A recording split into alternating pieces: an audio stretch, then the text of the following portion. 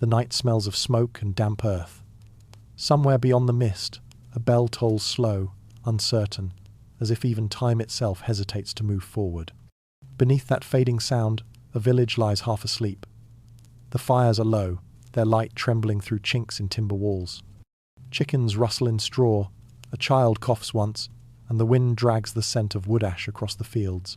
From a distance, nothing stirs but shadows. Yet in those shadows, a quiet world endures the world that carried every kingdom on its back. Histories written in castles spoke of knights and banners, of crusades and crowns polished until they gleamed like new suns. But those pages left out the mud. They forgot the ache of cold feet on frozen soil, the taste of barley porridge thin enough to show the bottom of the bowl. The lords dined on stories of glory because stories were the one thing they could afford to waste. Down here, words were rationed like grain. Each syllable belonged to survival. When dawn came, it came first to the poor. Long before the rooster cried, before the chapel bell summoned the faithful, the fields called. Men and women rose from pallets of reeds, hands already raw from yesterday's labour. They stepped into the half-light, into a silence that smelled of frost and manure. Their world was rhythm, not choice. Yet within that rhythm lived a strange intelligence, an instinct for the fragile balance between hunger and harvest, mercy and endurance. A peasant's eyes saw what no noble noticed: the tilt of a cloud, promising rain, the thin tremor of a stalk warning blight, the subtle shift in birdsong that meant winter would come early. Their knowledge was not written. It was worn into their bodies, like the grooves of a plough. And though priests preached that wisdom flowed from Scripture, peasants found theirs in the turning of the seasons, in the small miracles of growth and decay. At night, when the work was done and darkness pressed against every door, they gathered around the fire. The smoke curled upward, carrying whispers that never reached the manor. There, they spoke softly about births and droughts, about saints who appeared in dreams and wolves seen near the forest edge. Between these fragments lay something older than fear, a faith not in kings or relics, but in the endurance of the ordinary. The world above never imagined how much thinking was done by those who could not read. A lord measured wealth in silver, a peasant measured time in blisters. Yet even the mightiest castle was fed by the quiet mathematics of their effort. The sowing and reaping, the timing of the Sunday, remove them, and the entire kingdom would starve before winter's end. Perhaps that was the secret every ruler sensed but never spoke. Power depended on the hands it pretended to command. Still, the divide was vast. In the manor hall, candlelight fell on polished stone. In the huts, it shimmered against smoke-blackened rafters. The nobles' laughter echoed through chambers of carved oak. The peasants' laughter disappeared into straw, but sound carries strangely at night. Sometimes, on windless evenings, the lords might pause at their windows, hearing faint music from the village, a flute, a hum, a tune born of fatigue yet laced with something tender. For a moment, they might feel unease, as if the soil itself were singing a language they would never learn. Every kingdom built walls to separate labour from leisure, yet the same earth ran beneath both. The same worms turned the roots of the lord's vineyard and the peasant's cabbage patch. Beneath the castle foundations, the soil did not care whose banner flew above it. It held memory without allegiance, bones, seeds, ash, all pressed into a single, silent archive. The chroniclers never knelt in those fields. They wrote from balconies, watching the curve of torches winding through fog like fireflies caught in an invisible net. They saw obedience, not choice, simplicity, not skill. But within every bowed back was a story untold, one that stretched beyond the reach of parchment. Perhaps that is why history feels incomplete. It tells us who ruled, but not who endured. It crowns the conquerors yet forgets the hands that built their thrones. The peasants did not need monuments. They became them living pillars of patience, holding up a sky that never once looked down. Now the bell has ceased, and only the crackle of dying embers remains. Somewhere, a dog barks once and then falls silent. The village sleeps again, wrapped in darkness thick enough to hide both misery and grace. If you listen closely, beneath the hum of night, you can almost hear the heartbeat of the forgotten, steady, ancient, unbroken. History remembers the crowns, but not the calloused hands that held their weight. Yet it is here, in the hush between heartbeats, that the real Middle Ages still breathe. And as dawn begins its slow return, one question lingers like smoke above the rooftops. What truths did these people carry, truths so simple, so vital, that those above them learn to fear the knowing? Morning arrives without ceremony. Mist drifts low across the furrows, and from every doorway step the figures who make the world turn. They do not look up at the castle on the hill. They already know it is there, just as they know the seasons will keep demanding payment. Between those who harvest and those who rule lies an understanding so old it no longer needs words. The lords pretend to own the land. The peasants pretend to believe them. This unspoken contract breathes through every acre. A tenth of the grain, a measure of honey, a hen at Easter tribute dressed as gratitude. In return comes protection, though protection often means little more than permission to survive. Each side needs the other, yet neither dares admit it. The lords require labour, but dependence feels like weakness. The peasants require safety, but obedience tastes like ash. So both maintain the illusion, year after year, as if balance were carved in stone instead of mud. A farmer bends to the soil, eyes narrowed against the wind. He knows more of the land's moods than the noble who claims it. When drought threatens, he buries fish heads beneath the seeds to hold moisture. When frost creeps too soon, he burns wet straw to make a blanket of smoke. He will never be thanked for his wisdom. The tallyman will still arrive, parchment in hand, to count the harvest and write numbers no one dares contest. Yet sometimes a few sacks vanish on their way to the manor, absorbed by hungry mouths that official records will never mention. In this dance of necessity, deceit becomes a form of prayer. The lord feigns generosity, the peasant feigns ignorance. Each lie keeps the world intact. The peasant's silence is their insurance. So long as they speak little, they lose nothing that can be used against them. The lord's ignorance is his comfort. So long as he does not see too clearly, his pride remains unbruised. Power, in the fields, speaks softly and sometimes lies. The church bell rings midday. Its echo rolls over tilled ground and thatched roof alike, binding them under one authority more eternal than kingship, the rhythm of labour. Peasants cross themselves, half from faith, half from habit, then return to their tasks. Even their prayers are practical, for rain but not too much, for mercy but not inspection. The sermon on Sunday will remind them of humility, yet the priest eats bread baked from their wheat. In truth, salvation depends on their endurance, not his blessing. Sometimes at dusk, a rider from the manor appears collecting dues, measuring fences, delivering decrees sealed in wax. His horse's hooves crush the ruts made by bare feet. The villagers bow as he passes, not from reverence but calculation. Bows are cheaper than rebellion. When the dust settles, they straighten and exchange looks that say, everything words cannot. Another week survived, another compromise kept. Within the huts, bargains continue in smaller forms. A loaf shared now means a favour owed later. A borrowed tool travels from hand to hand until its origin blurs. These invisible exchanges weave the real fabric of the countryside, tighter than any royal edict. Trust here is not spoken but measured in gestures, the extra log left by a neighbour, the warning whispered before a taxman's visit. Over time, even the landscape learns discretion. Trees grow thick near the manor boundary, hiding footpaths that only locals know. Streams bend conveniently around forbidden land. The forest remembers the routes of evasion better than any map. Nature, too, participates in the silent bargain, shielding those who listen to it. By winter, when granaries echo hollow and bellies tighten, the illusion of plenty must hold. The steward reports good yield. The peasants nod. Behind closed doors, they grind bark into flour and stretch broth with weeds. Yet beneath hunger flickers a small defiance, the knowledge that the Lord's comfort still depends on their endurance. Without them, the hearths in the castle would grow cold. The feasts would end in days. It is a truth too dangerous to voice, so it lives quietly in the eyes of those who know. At night, after the candles in the manor have died, another economy stirs. Neighbours trade secrets for silence, a rabbit for a favour, gossip for relief. Every act of sharing is both risk and resistance. The villagers understand that true wealth is measured not in silver but in mutual memory. Who helped, who betrayed, who can be trusted when the harvest fails. And when the wind shifts from the north, carrying the scent of snow, even the Lord feels an unease he cannot name. His walls are high, yet his pantry depends on invisible hands. He dreams of rebellion without reason, of torches blooming like poppies across his fields.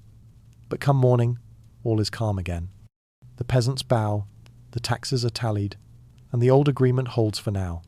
Still, beneath that calm beats a question neither side can escape. If the powerless hold the key to survival, who truly rules? The earth remembers everything. Every seed planted, every footprint pressed into its skin, every drop of blood or rain that vanishes beneath it keeps them all. For the peasants, the soil was not just ground to be worked. It was a living thing, a silent companion that answered only those who listened long enough. To the lords, it was property, a possession. But to those who bent their backs over it, season after season the soil spoke. They read its moods through scent and touch. A handful of damp loam could tell a farmer more truth than any priest's sermon. The peasants knew when the earth was tired, when it craved rest, when it whispered that too much had been taken. They turned their crops accordingly, letting fields sleep while others awakened. Long before science gave names to nitrogen and fertility, they understood balance, an instinct sharpened by hunger and humility. On moonlit nights, some said the soil breathed. The mist rising from the furrows looked almost alive, curling over the ridges like spirit or smoke. In those hours, villagers would walk the fields, quiet as ghosts, tracing lines in the dirt or burying charms near seedlings. These were not rituals of superstition, though the church called them so. They were acts of communion, old as firelight, linking the living to the unseen rhythm that governed growth. The lords feared such things. They called them pagan remnants, heretical habits of the ignorant. Yet in secret, when plague struck or the harvest failed, even nobles sent riders to fetch the wise women, the herb keepers, and healers who lived at the forest's edge. Their huts smelled of smoke and rosemary, their shelves crowded with jars of honey and dried roots. They knew which leaf soothed fever, which bark dulled pain, which herb could turn milk sour or make a wound close overnight. Knowledge like that was not written. It was whispered, passed hand to hand, mother to daughter, guarded with the same caution as a hidden relic. Such women walked between worlds. To some, they were saviours, to others dangerous. A lord's wife might bless her in the morning and accuse her by dusk. For power trembles before knowledge it cannot control, and these healers held power drawn from the simplest of sources, the soil beneath everyone's feet. Beyond medicine, there was timing. The peasants planted not by decree but by observation. They watched the moon, its pull over the tides and the sap of trees. When it waxed, they sowed upward-growing crops, wheat, barley, beans. When it waned, they planted roots, turnips, onions, carrots that fattened quietly underground. To modern eyes, it may seem quaint, yet their intuition matched the rhythm of nature itself. Crops flourished where calendars failed. Sometimes in late summer, the air would shimmer with heat, and the earth would crack like old pottery. The peasants would kneel, pressing their palms against the ground as if in prayer. They would whisper to it, not asking for miracles, only for patience. The soil, they believed, had moods sometimes generous, sometimes withdrawn. Those who listened too little often lost everything. Those who listened well could feed a village through famine. And there were stories, two tales that said the land could punish greed. Fields where a lord took too much tithe would grow thin and yellow, wells poisoned when injustice spread. Whether superstition or coincidence, the message remained the same. The earth did not serve men, it tolerated them. In the manor, such talk was dismissed as folly, yet even the most sceptical noble might feel unease riding past a scarecrow crowned with herbs, its arms stretched wide as if guarding something sacred. For all their titles and seals, the lords could never quite command the land. It obeyed other laws older, deeper, immune to decree. As autumn faded, smoke from countless hearths mingled with the scent of tilled soil. The peasants worked in silence, knowing the season's end was a kind of death. They gathered what remained, buried what must wait, and trusted the rest to the unseen. The soil, after all, had always given back if treated with respect. In their eyes, the earth was not beneath them, but beside them. It watched and remembered, holding the stories that no scribe would ever write. When one generation fell, another took its place, guided by the same pulse of wind, rain, and root. They didn't speak of eternity, they lived it. To the listener, centuries later, it may sound like poetry, But to them, it was survival, the art of aligning one's life with forces too vast to name. And in that quiet alignment lay a secret the lords never understood, that true power comes not from ruling the world, but from belonging to it. The fields lie still now, the moon resting low over their emptiness. Yet if you were to stand there tonight, barefoot in the frost, you might feel it too, a faint vibration beneath the soles, a heartbeat not your own. The peasants heard it always. They called it the whisper of the soil, the sound of the world remembering itself. Hunger is the oldest teacher. It speaks in the hollow ache behind the ribs, in the way a child stares too long at an empty bowl, in the silence that follows when there is nothing left to share. In the Middle Ages, famine was not a stranger. It was an unwelcome guest that visited often and stayed too long. The lords called it misfortune. The peasants called it the season of invention. When the grain failed and the rivers froze, people turned to the margins of the world for sustenance. They gathered nettles, dandelion roots, and acorns, grinding them into bitter pastes that kept the heart beating through winter. They boiled bark to thicken soup, mixed clay with water to dull the stomach's cry. Every mouthful was a negotiation with nature, a delicate balance between what could be eaten and what must not. Yet within that deprivation bloomed a quiet genius, the transformation of scarcity into survival. In the low light of the hearth, women crushed herbs between stones, turning weeds into medicine and scraps into meals. A handful of salt could preserve a family's hope. Smoke became a form of time, sealing meat for the months ahead. Nothing was wasted. Even bones had purpose, boiled until soft, then ground to dust and scattered over soil to coax reluctant crops to rise again. Hunger refined not only bodies but minds. It demanded creativity, and it rewarded those who listened to its lessons. To the nobles, famine was a test of loyalty. Peasants were expected to endure quietly, to see suffering as divine order. But endurance does not mean submission. Beneath the surface of obedience, small acts of defiance grew like roots in hidden earth. Villagers stored a secret cache of grain behind false walls. Bakers ground their loaves smaller so that flour might stretch further. What appeared as patience was often cunning disguised as faith.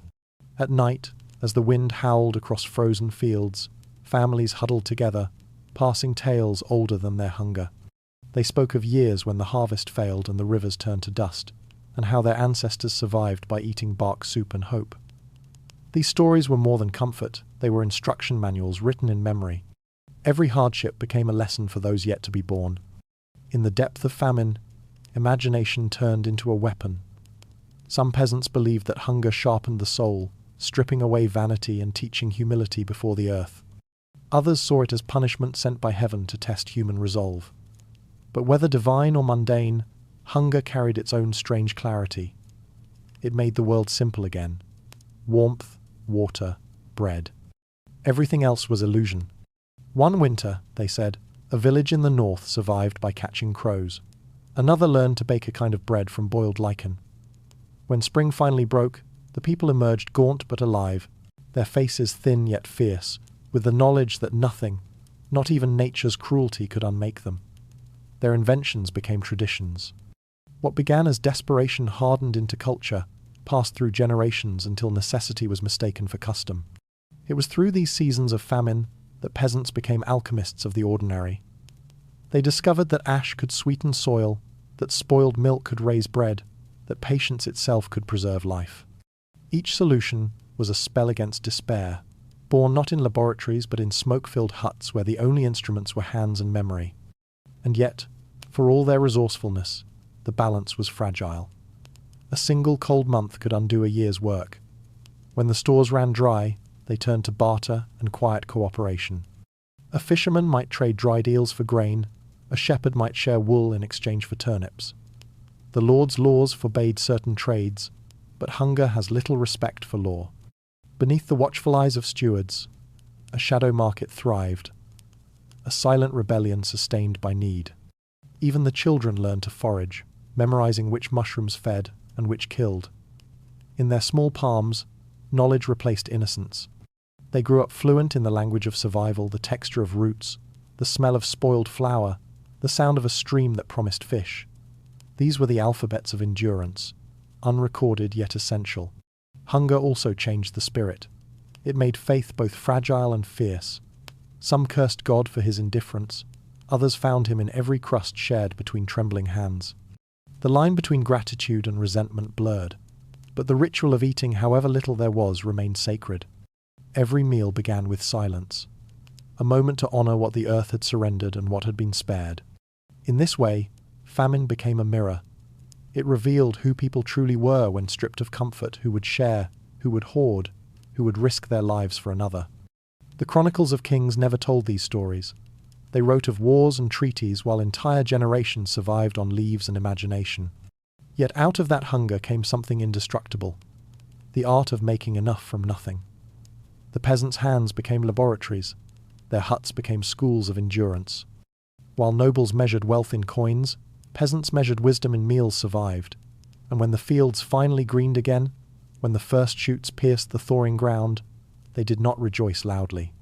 They simply returned to work, silent, cautious, knowing the earth gives and takes without warning.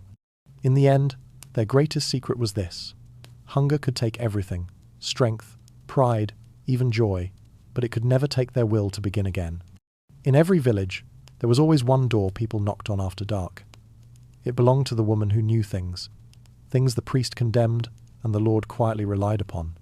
Her hands smelled of herbs and smoke, her eyes of sleepless watching.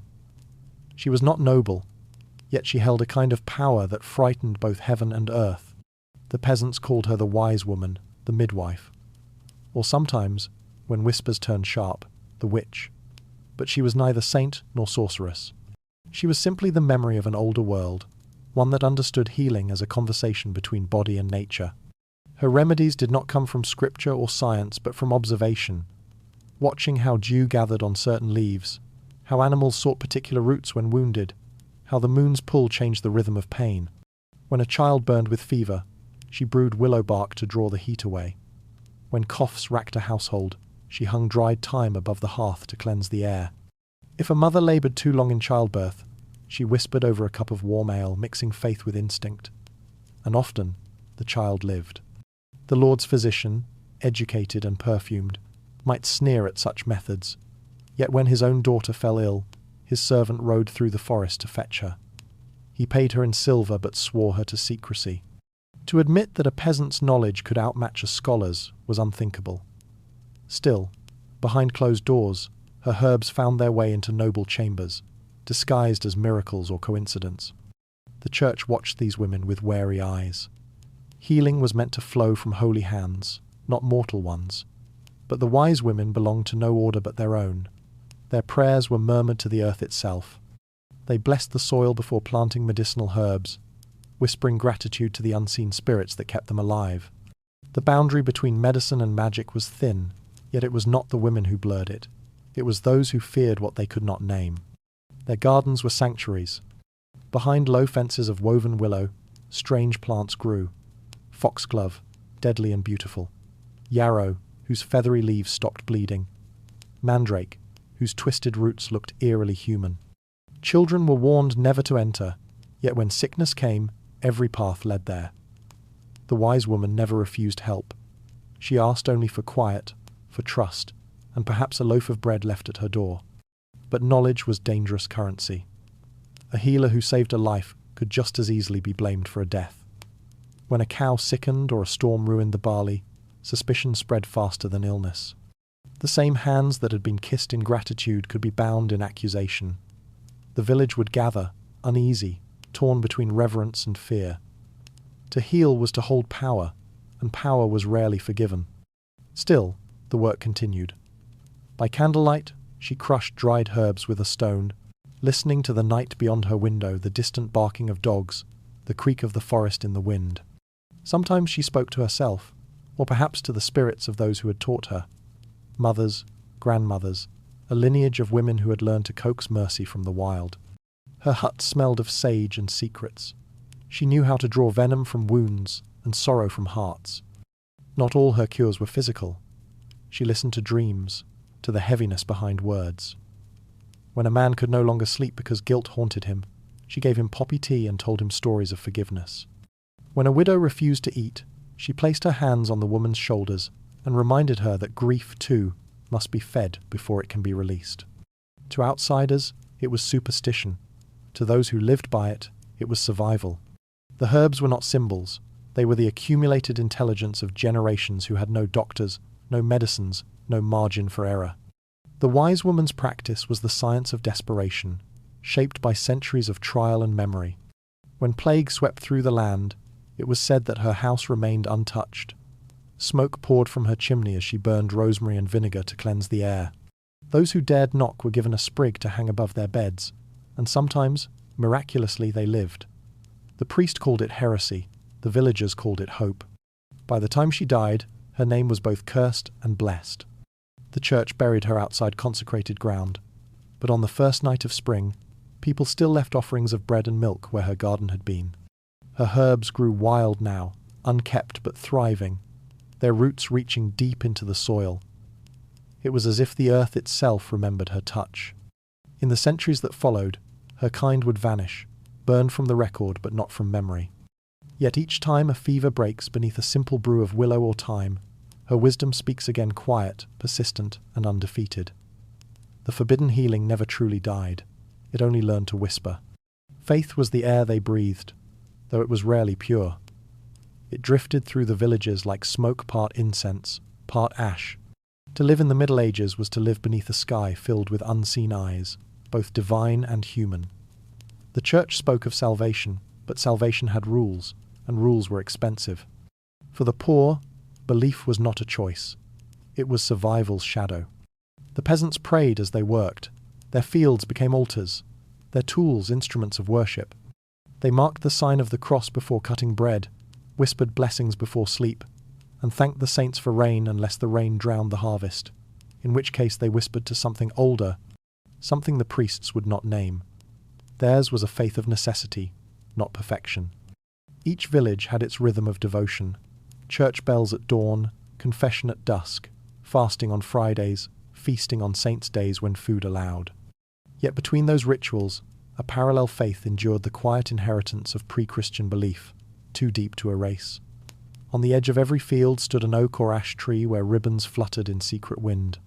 Mothers tied knots for protection, lovers buried locks of hair, and old men muttered prayers to the earth before planting seed. The priests called it sin, the peasants called it tradition. In their hearts, the two worlds coexisted uneasily.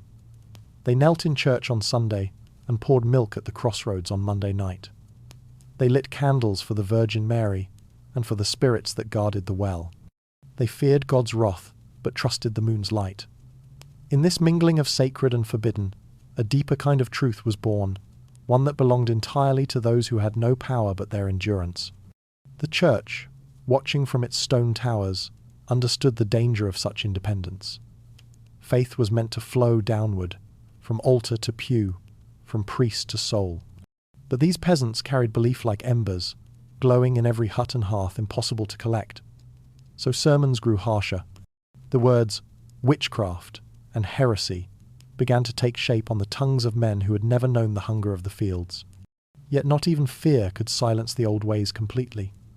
At harvest, when the final sheaf of grain was cut, villagers shaped it into a figure bound in straw, a spirit of the field, thanked for its generosity.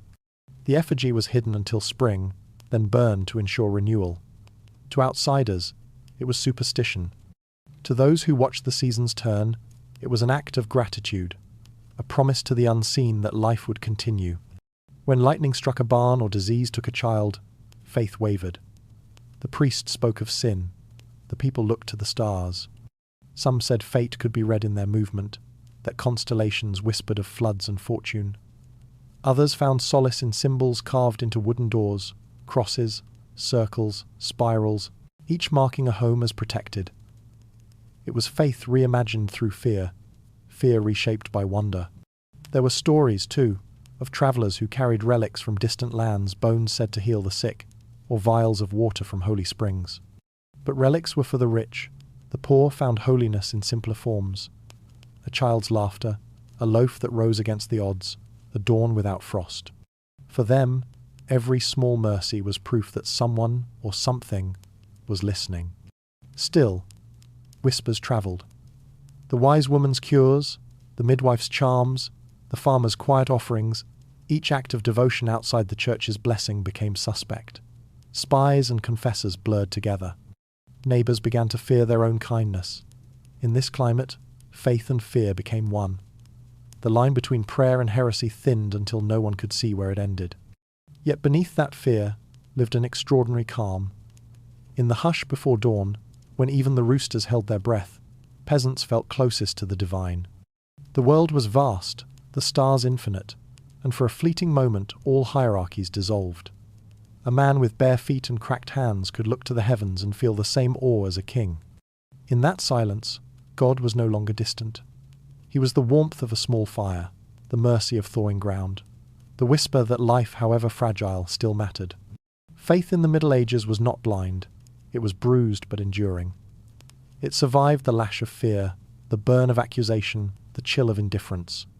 It hid where it had to behind closed doors, beneath carved charms, inside stories told in whispers.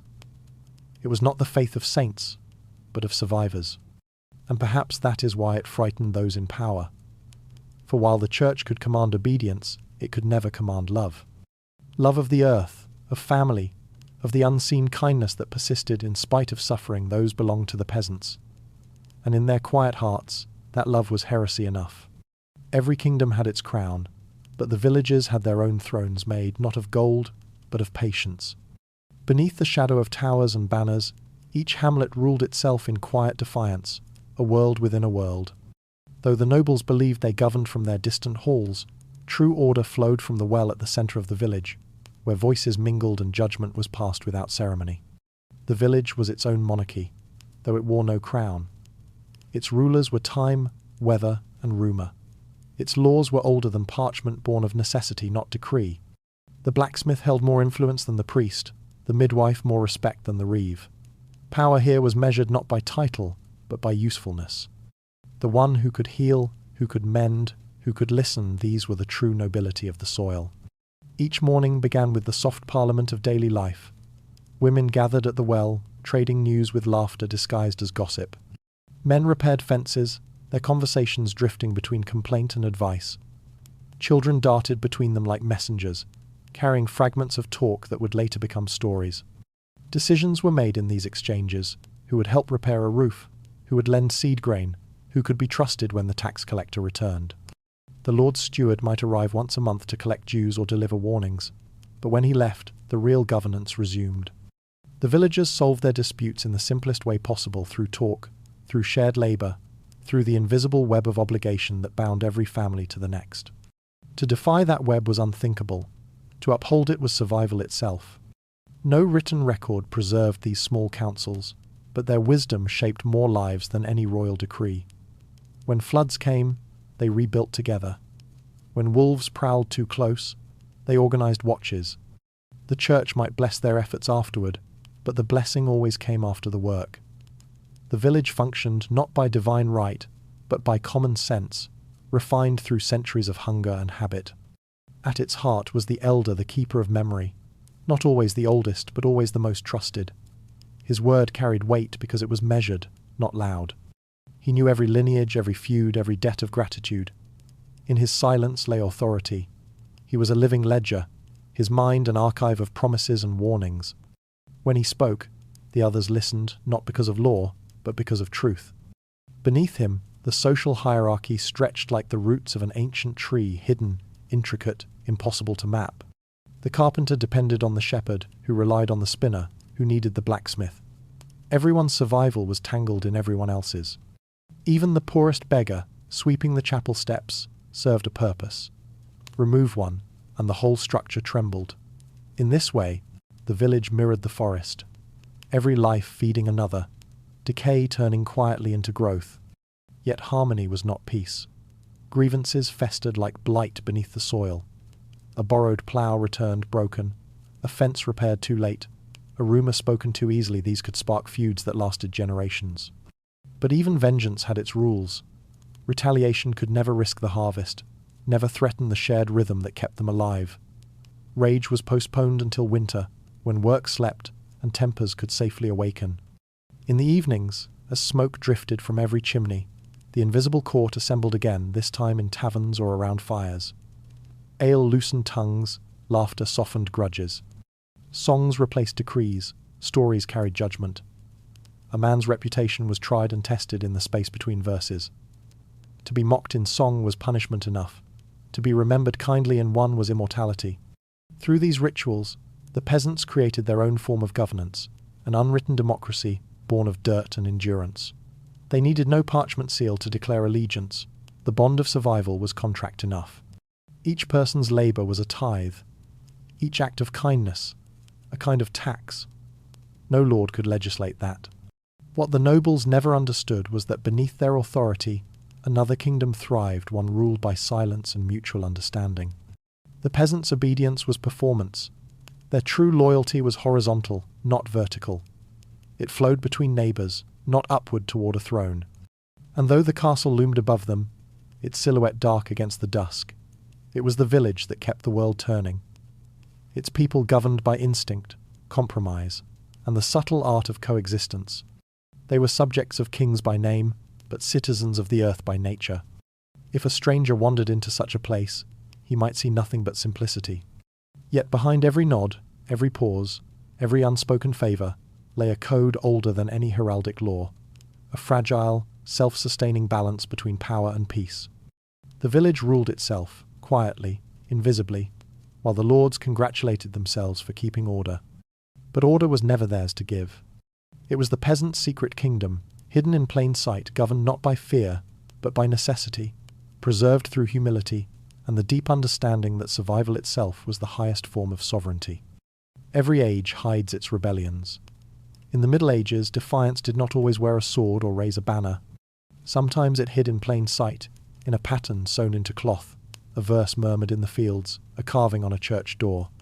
For the peasants, resistance was rarely loud. It was subtle, secret, and patient. They had no armies, but they had memory.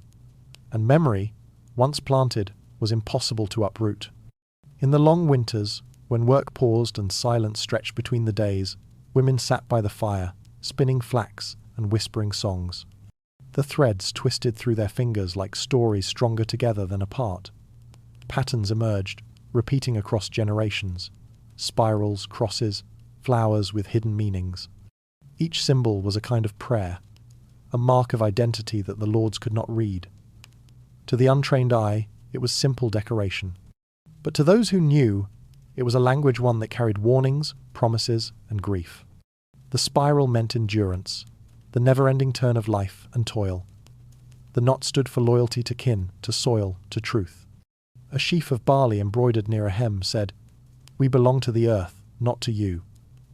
These signs travelled across aprons, blankets, and wedding veils, weaving quiet unity among the poor. The church might control the pulpit, but the loom belonged to the people. Men carried their messages differently.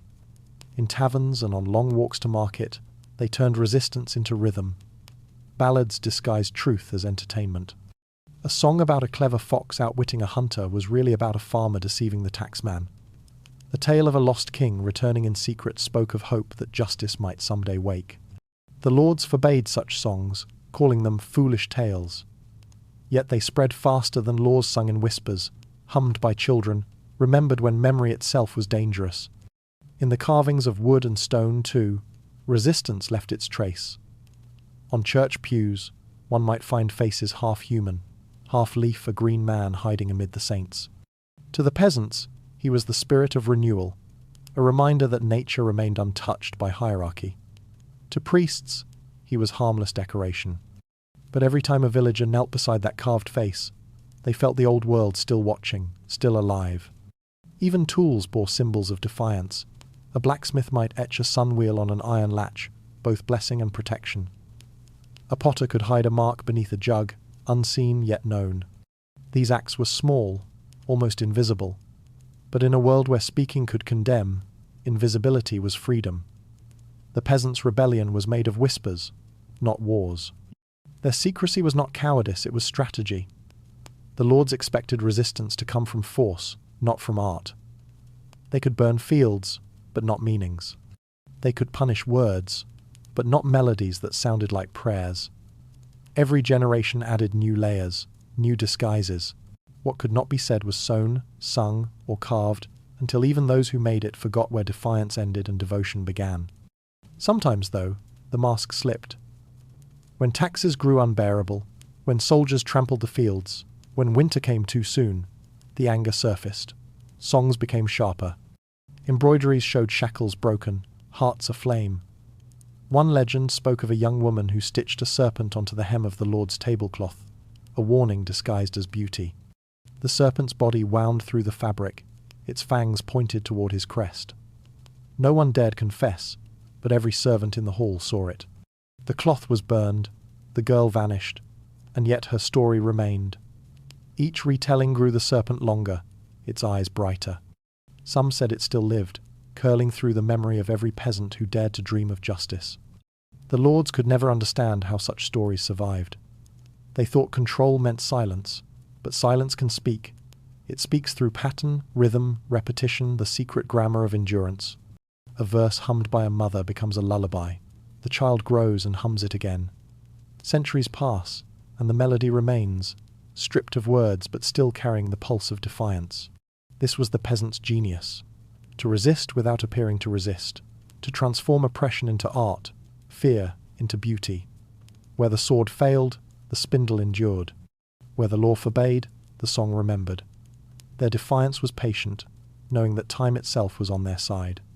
The lords might reign for a lifetime, but the people endured for generations. If one listens carefully, even now, those echoes remain. In old embroidery patterns preserved in museums, in folk songs that scholars cannot fully translate, in carvings eroded by centuries but not erased.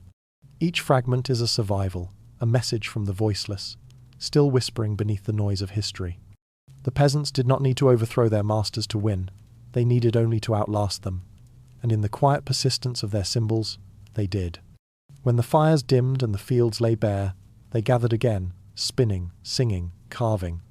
Nothing changed on the surface, but everything was carried forward, stitched into the invisible fabric of the world. Resistance became tradition, tradition became culture, and culture became memory. The peasants left behind no manifestos, no banners, only songs, patterns, and stories that refused to die. And perhaps that was their greatest secret of all, to speak truth so softly that it could pass unharmed through centuries of silence. Silence was not emptiness, it was armor. In the medieval world, words could be dangerous, costly things that once spoken could never be recalled. A careless sentence could summon punishment, a complaint could bring suspicion, and a truth told too loudly could become a confession. So the peasants learned to hold their tongues, to let silence speak for them. In the fields, where wind carried sound for miles, they worked without chatter. The rhythm of the scythe became their language, the slow, steady movement of survival. They did not need to speak to understand one another. A glance could replace a question, a nod could seal an agreement. What outsiders mistook for ignorance was something far more deliberate, a kind of discipline shaped by centuries of danger. At home, silence wrapped itself around the hearth like smoke. Families ate in quiet, listening to the small sounds of the world, the hiss of the pot, the crackle of wood, the distant call of an owl. In those pauses, the mind learned to observe, to store what could not be written.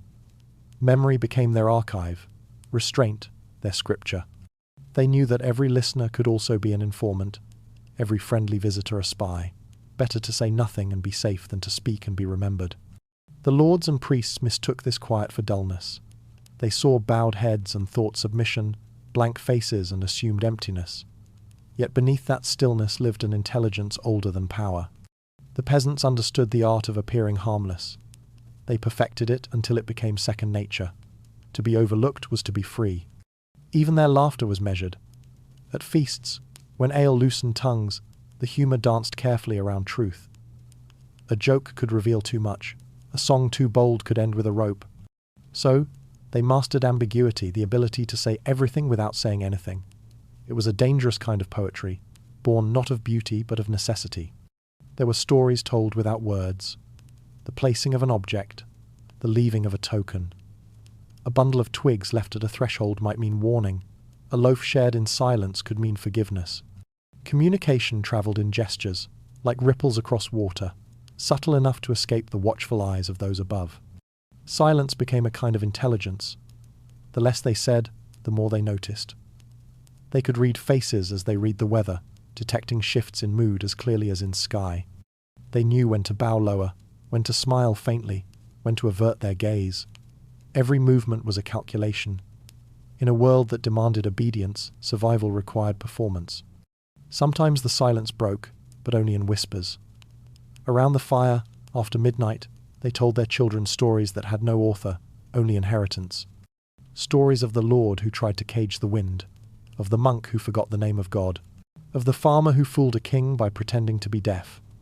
Each tale carried a lesson, that cleverness hides best in quiet, that patience outlives anger, that those who listen longer see further. To outsiders, their restraint looked like apathy. But the truth was simpler and far more profound. They understood that noise draws attention, and attention brings danger. To live quietly was not to live blindly. It was to live wisely. There were times when even silence was a risk. When soldiers came through the village demanding allegiance, a pause too long could be taken as defiance.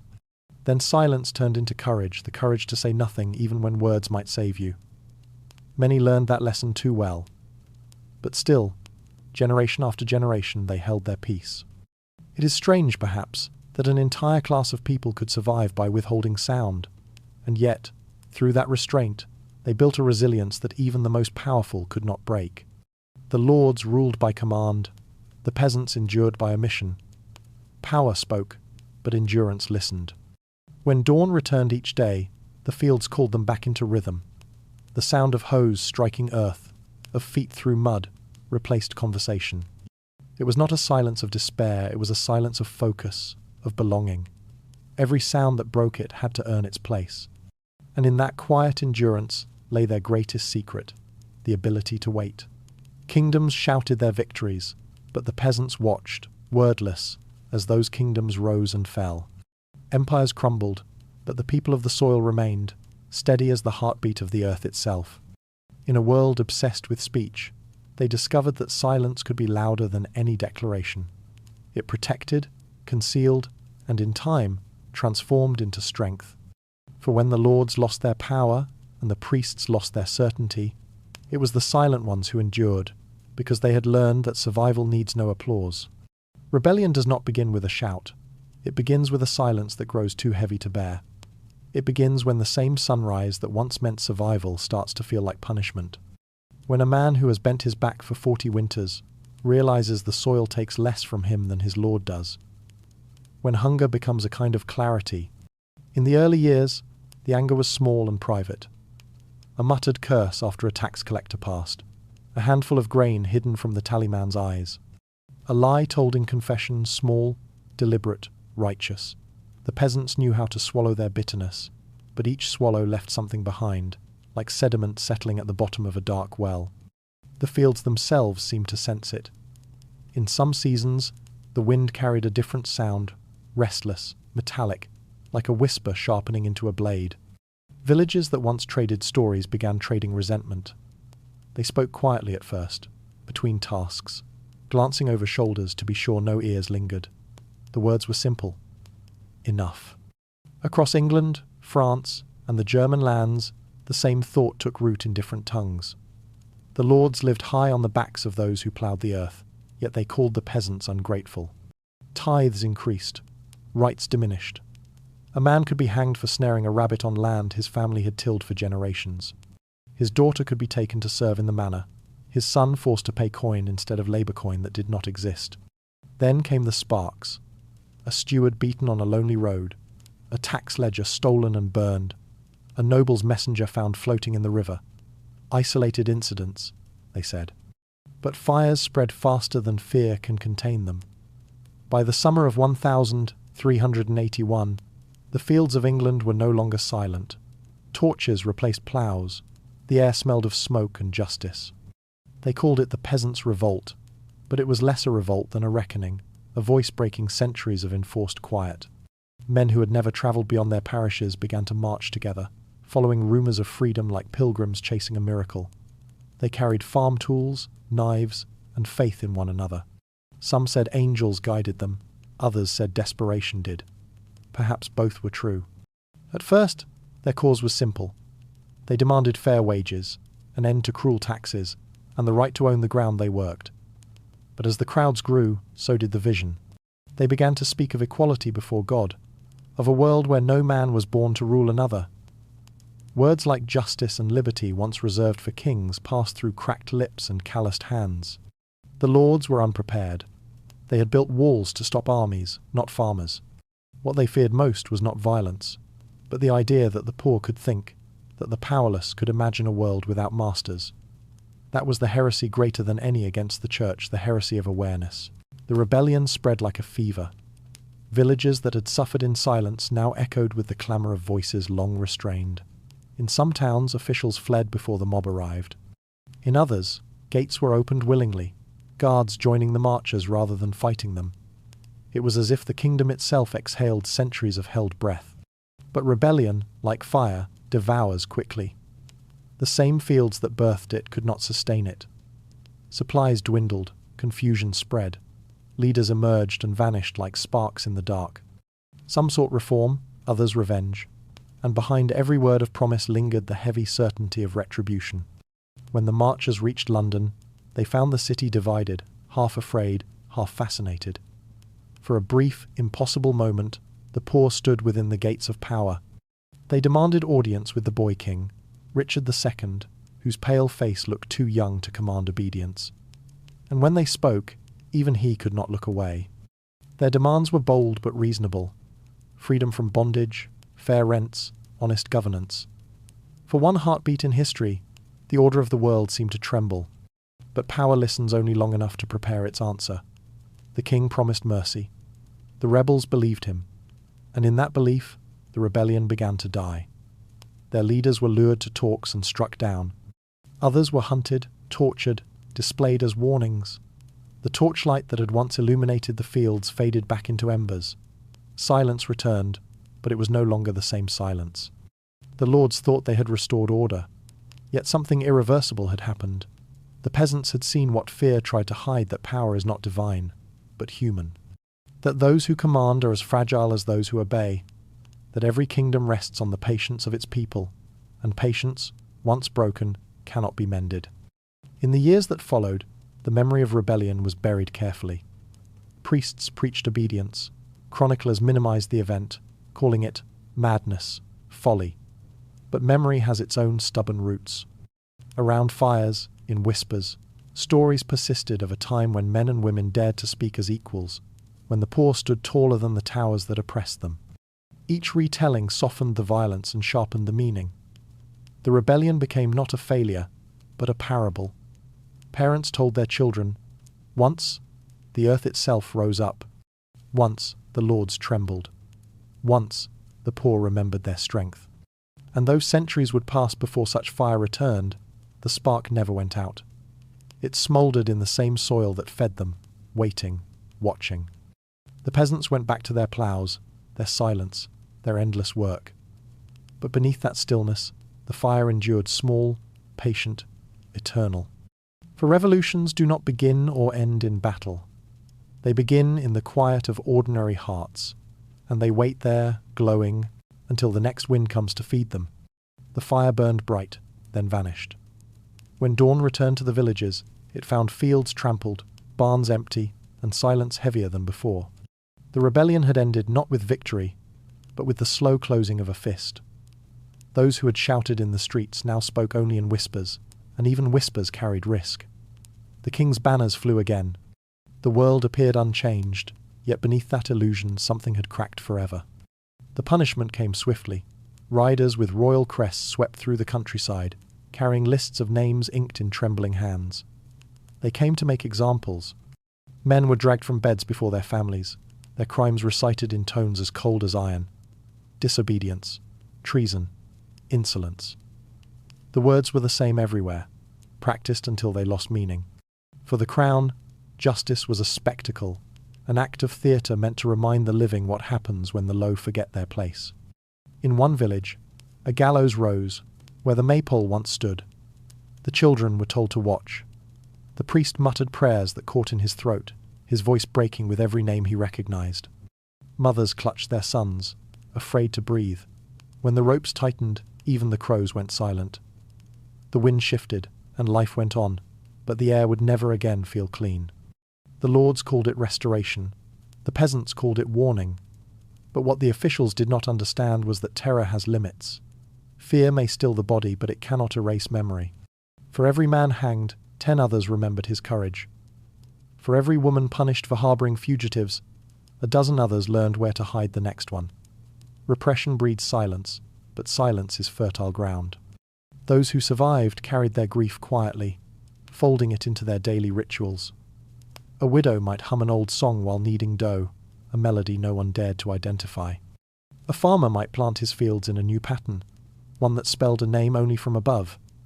Every act of endurance became a kind of rebellion, invisible to the eyes of power. The kingdom congratulated itself on peace, but it was a peace built on ghosts. At night, travellers on the roads claimed to see them, the shadows of men with rope-burned necks, wandering near crossroads or along the edges of fields. Some said they carried lanterns that never went out, their light small but stubborn against the dark. The church dismissed such tales as superstition, yet even priests crossed themselves when the wind moaned through the gallows trees. Over time, the official story hardened. Chroniclers wrote that the rebellion was madness, that ignorance had infected the poor like disease. They called the dead traitors and their dreams delusions. But stories told in ink can be rewritten, those told in whispers cannot. Around winter fires, the old ones spoke carefully, always glancing at the door. They told of a time when the world turned upside down, when even the king trembled before the common man. Their voices lowered to near silence, but the children listened. For those who lived through it, the price of defiance was not only measured in death. It lingered in subtler wounds, the broken trust, the quiet dread that followed every knock on the door. Neighbours eyed one another warily, unsure who had spoken to the steward, who had survived by betrayal. The villages rebuilt, but the warmth between them never fully returned. Yet resilience is a strange inheritance. Slowly, through the years, the rhythm of life resumed. Fields were replanted. Weddings filled the air with laughter again, though it was a careful laughter, tempered by memory. The peasants learned to move through the ruins of their hope with the same patience they once brought to tilling the earth. They had lost their rebellion, but not their endurance. And endurance, they began to see, was a quieter kind of victory. Some changes could not be undone.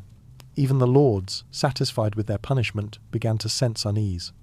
They had seen the faces of those who had dared to rise, and in them they recognized something unsettling, humanity, fierce and unbroken. They tightened their laws, but they loosened their demands. Wages crept upward, taxes eased. The nobles would never admit it, but fear had taught them humility. Power had glimpsed its reflection and found it mortal. The church, too, shifted its tone.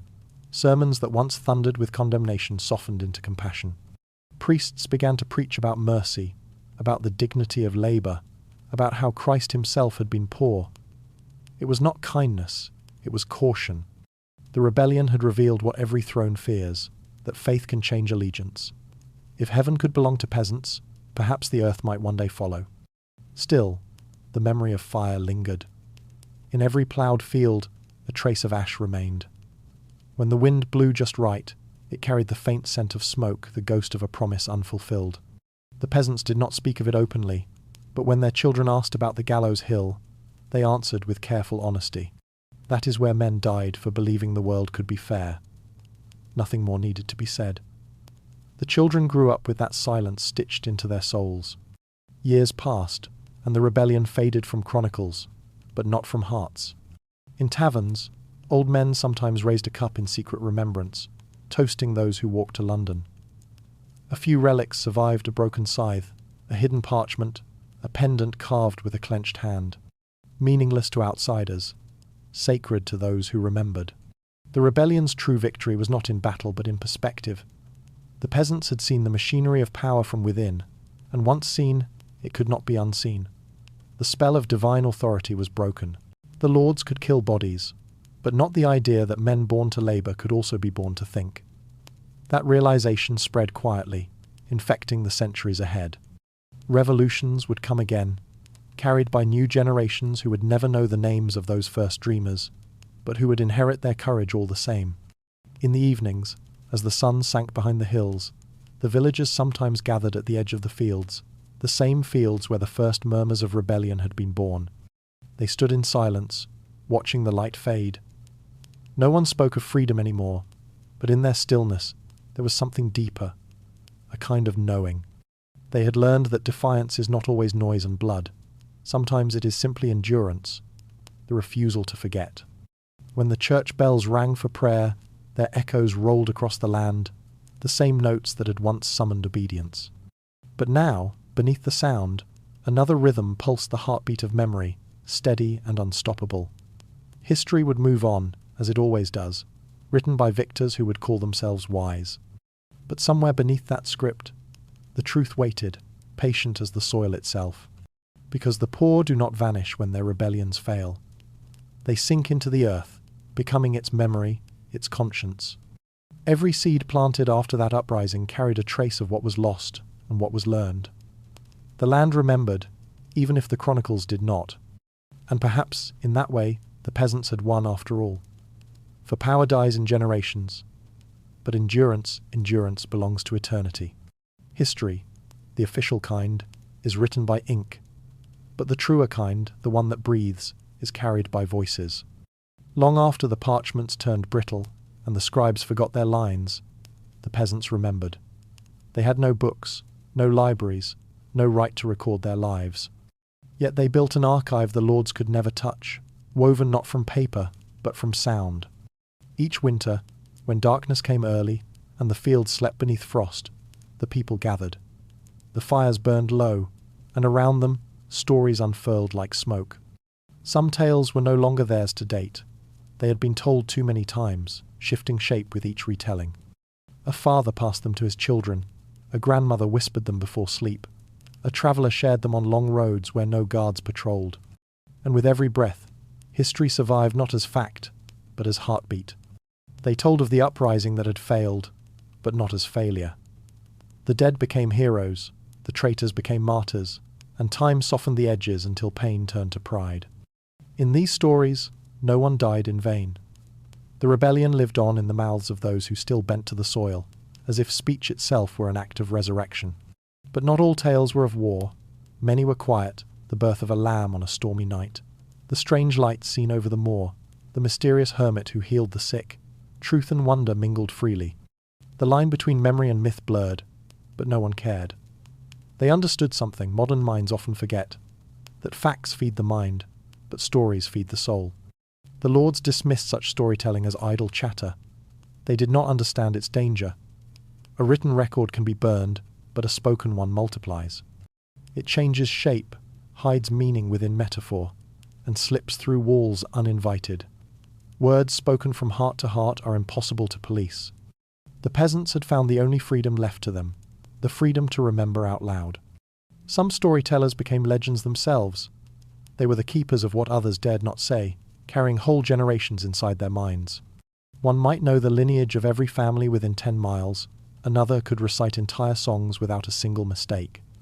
They were human libraries, moving through villages like shadows of history. People offered them bread and beer not for entertainment, but for continuity. In their voices, the dead lived again. The church tried to sanctify storytelling, to pull it under its own light. Priests encouraged tales of saints and miracles, hoping to drown the older legends, but memory resists control. Even when dressed in holy names, the old spirit still whispered between the lines. Saint Bridget still bore the warmth of the pagan goddess who came before her. Local devils wore suspiciously familiar faces of former lords. The peasants bent faith around their experience, not the other way around. Sometimes, within a story, a warning hid a parable for those who listened closely. A greedy baron who fell into his own well. A bishop whose gold turned to dust. A traveller who met a stranger on the road and learned that kindness outweighs rank. These were not harmless fables.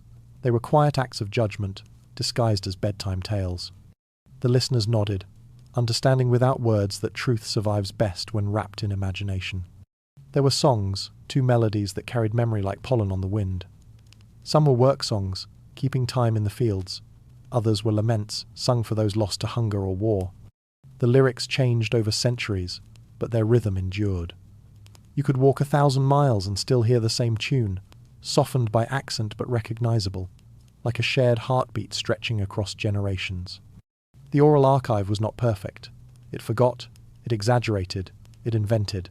But in doing so, it revealed what no chronicle could: the emotional truth of living. A record written by peasants would have been dismissed as crude. One sung by them became eternal. In those songs, history did not end, it evolved. Even today, fragments remain. A melody hummed in a modern lullaby, a proverb that has outlived its language, a superstition repeated without knowing why. These are fossils of the spoken world, pieces of the human voice that time could not erase. The power of this oral history was not only in its survival, but in its defiance of finality. Written history ends when the ink dries.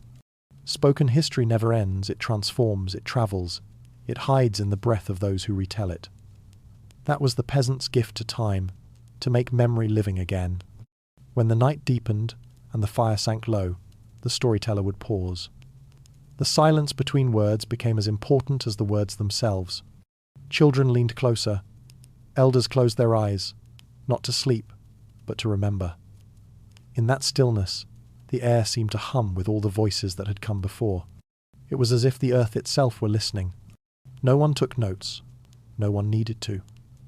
The story would rise again tomorrow, reshaped by another mouth, softened or sharpened by another memory. And so it went, year after year, century after century. While kingdoms crumbled and languages shifted, the peasants' archive endured, not bound in leather, but bound in breath. History forgot them, but they did not forget themselves. Their truth wandered the land disguised as myth, patient and unending. For as long as one voice remained to speak, the past refused to die. Myths are memories wearing masks. When truth becomes too dangerous to speak plainly, it hides behind story, waiting to be rediscovered by those who still know how to listen. For the medieval poor, myth was not fantasy. It was armor, wisdom, and defiance stitched together into a language the powerful could not decipher. In the long nights of winter, when the cold silenced even the rivers, people gathered around firelight that trembled like a living thing. There, among the crackle of wood and the slow breath of cattle outside, they built their own scripture. These tales were not written to entertain, they were designed to remember. Every hero, monster, and miracle carried a lesson about endurance, hunger, kindness, or revenge. There were stories of the peasant who tricked death by offering him bread baked from stolen grain, of the miller who sold his shadow to a demon for gold, only to find that the shadow refused to follow him thereafter, of the saint who wore a crown of thorns made from wheat stalks because she believed suffering was the price of harvest. Each story was a mirror, reflecting the world of those who had nothing and the quiet power they still possessed. The church tried to shape these narratives into morality plays, but meaning is a slippery thing. The peasants listened, nodded, and retold the tales their own way. In their versions, the saints were not noble martyrs but ordinary women who refused to yield. The devils were greedy lords, their horns replaced by crowns. Angels did not live in heaven, they walked the earth disguised as beggars or travellers, testing compassion. In every myth, there was a reversal, a world turned upside down, where the lowly triumphed through wit rather than strength. Over time, these stories became a parallel history, one that the official chroniclers never wrote. The peasants' myths carried the truth of their condition in symbolic form. A dragon, for instance, was rarely just a beast. It was hunger, tyranny, taxation, the thing that devoured without remorse. The hero who slew it was not a knight, but a ploughman, wielding courage, disguised as simplicity. To those who understood, the meaning was unmistakable. To those who didn't, it was only a harmless tale for children. The most enduring myths often hid warnings. There was the legend of the sleeping king, an ancient ruler who had vanished into the earth, waiting for a time when his people would call him back. Across Europe, he took many names: Arthur, Frederick, Charlemagne, the Fisher King. But beneath the titles, the message was the same: hope is not dead, only sleeping. Someday, justice will awaken. It was not faith in monarchs, but faith in the idea that the oppressed would rise again, guided by something older and purer than power. Even nature became a storyteller. Rivers were said to remember the blood spilled upon their banks. Forests whispered the names of the unjust. To cut a tree without need was to invite misfortune, for the woods belonged to spirits who watched silently, judging mankind's greed. In a world ruled by men who believed ownership was divine right, the peasants' belief that the land itself possessed will was quiet rebellion. It restored balance where none was permitted. Myth also softened pain. When famine or plague struck, people turned to story as both medicine and prayer. A tale could not fill an empty stomach, but it could make hunger feel less meaningless. "The gods are testing us," they would say, or "The earth sleeps now, but she will wake." In giving reason to suffering, they gave it dignity. And sometimes, dignity is all that stands between despair and survival. These myths travelled like seeds, scattering far beyond their origins. Traders carried them across borders, monks borrowed them for sermons, soldiers spread them through camps. Even when their meanings were forgotten, the shapes of the stories remained, haunting the edges of later literature and faith. What had begun as whispers in the huts of peasants eventually became the foundations of European folklore, fairy tales, and legend. Yet beneath their transformations, traces of truth persisted. The story of the girl who spun straw into gold spoke to the impossible demands placed upon the poor. The tale of the boy who stole fire from heaven echoed the defiance of those who challenged divine order for the sake of warmth and life. The myth of the wandering beggar who turned out to be God in disguise reminded listeners that compassion mattered more than piety.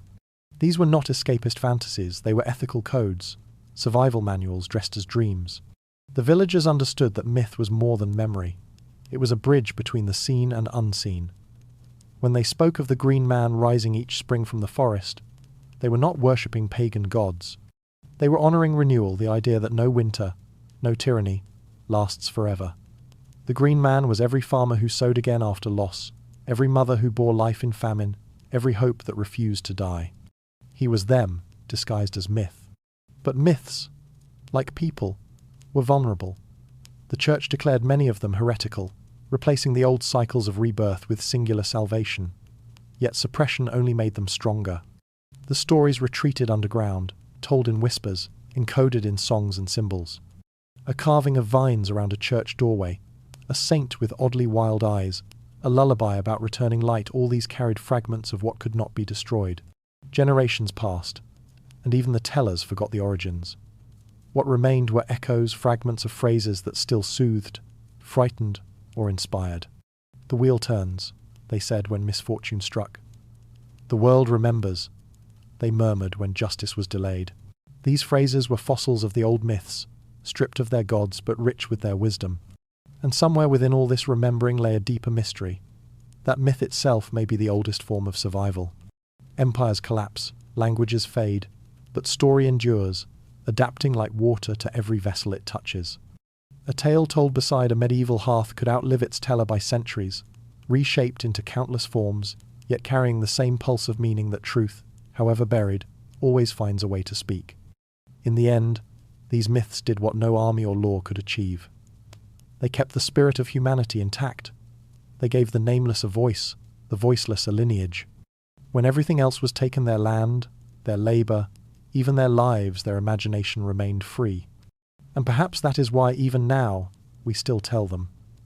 Because somewhere deep in the human heart, the old hunger still stirs, not just for food or freedom, but for meaning. And meaning, once born, never dies.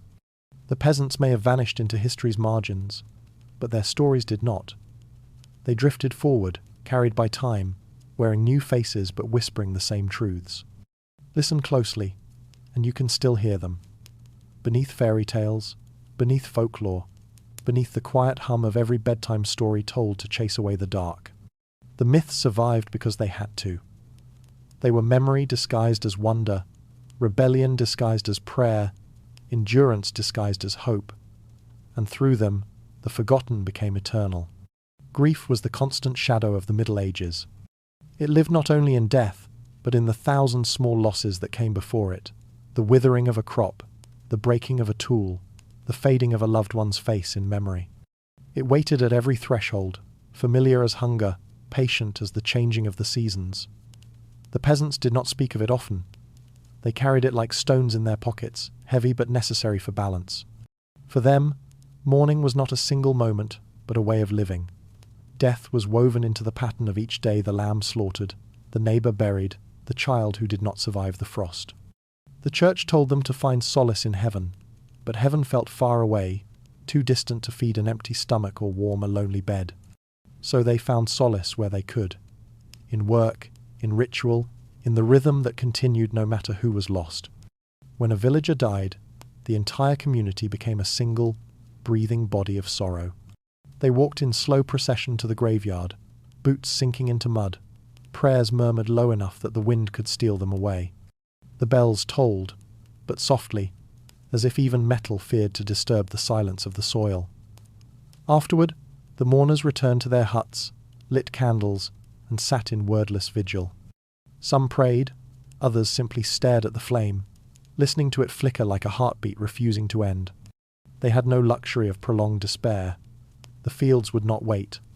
The living still needed bread, milk, and warmth. So grief was tucked away like a secret carried in gestures instead of tears. A woman might place an extra loaf on her windowsill for the soul of the departed. A man might mend his neighbour's fence without a word. These small mercies were the language of mourning, quiet, practical, deeply human. In the eyes of the powerful, peasants were thought to be numb to suffering, as if hardship had dulled their hearts. But the truth was the opposite. They felt everything.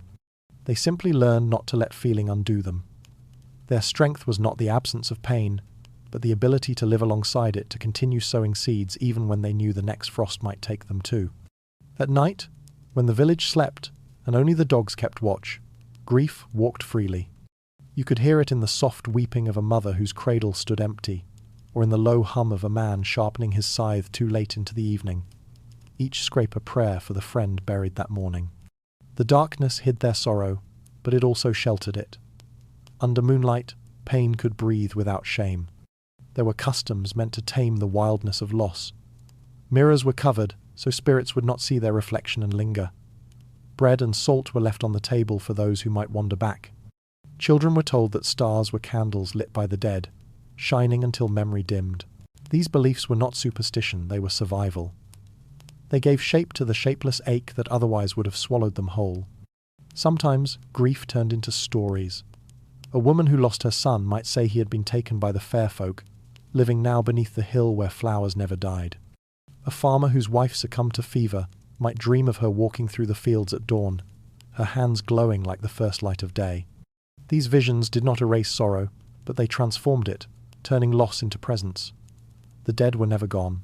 They simply changed address. The church frowned upon such notions, calling them pagan remnants, but even priests grieved in private. In confession, they heard too many sorrows to believe doctrine could contain them. They began to understand that faith alone could not silence grief.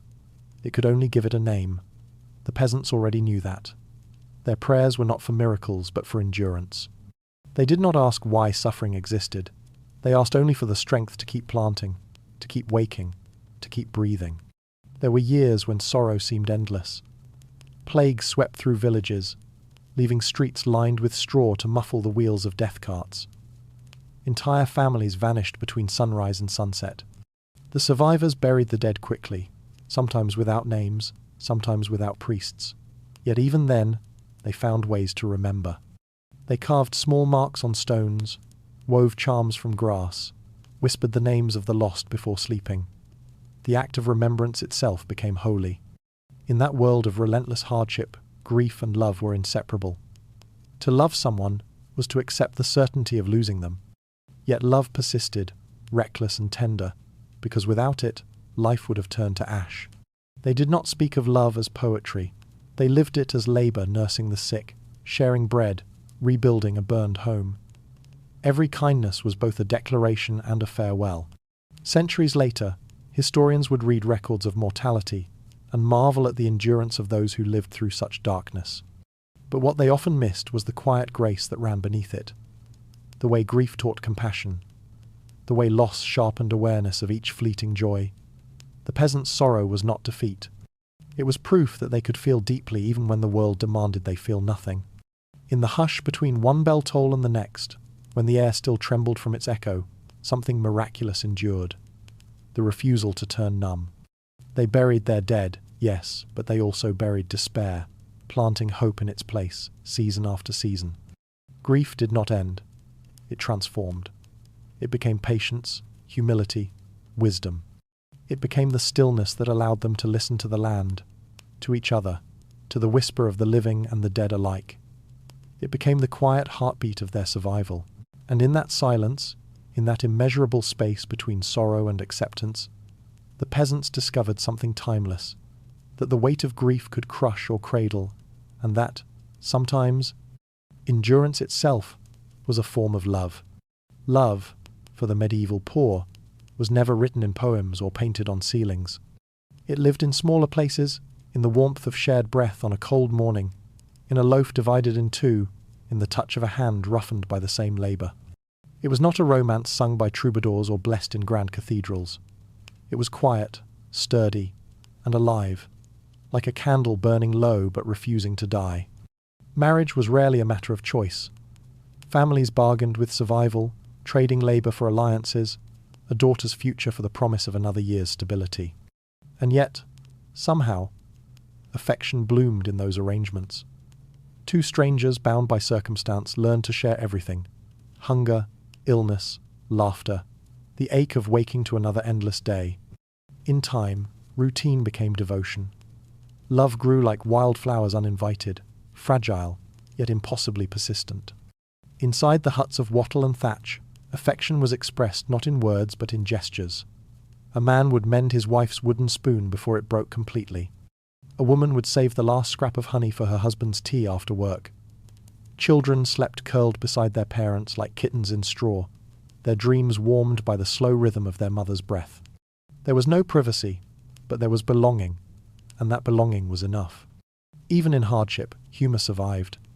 It was a rebellion in itself, a refusal to let sorrow have the final word. A well-timed joke, a teasing remark, a dance during harvest, they were tiny acts of defiance against despair. When laughter rose from the fields, it startled the crows and softened the edges of cruelty. For a moment, the peasants felt rich in something no tax could touch. In love, they found eternity in the present. The world might crumble, kings might fall, but affection, simple, unrecorded, endured.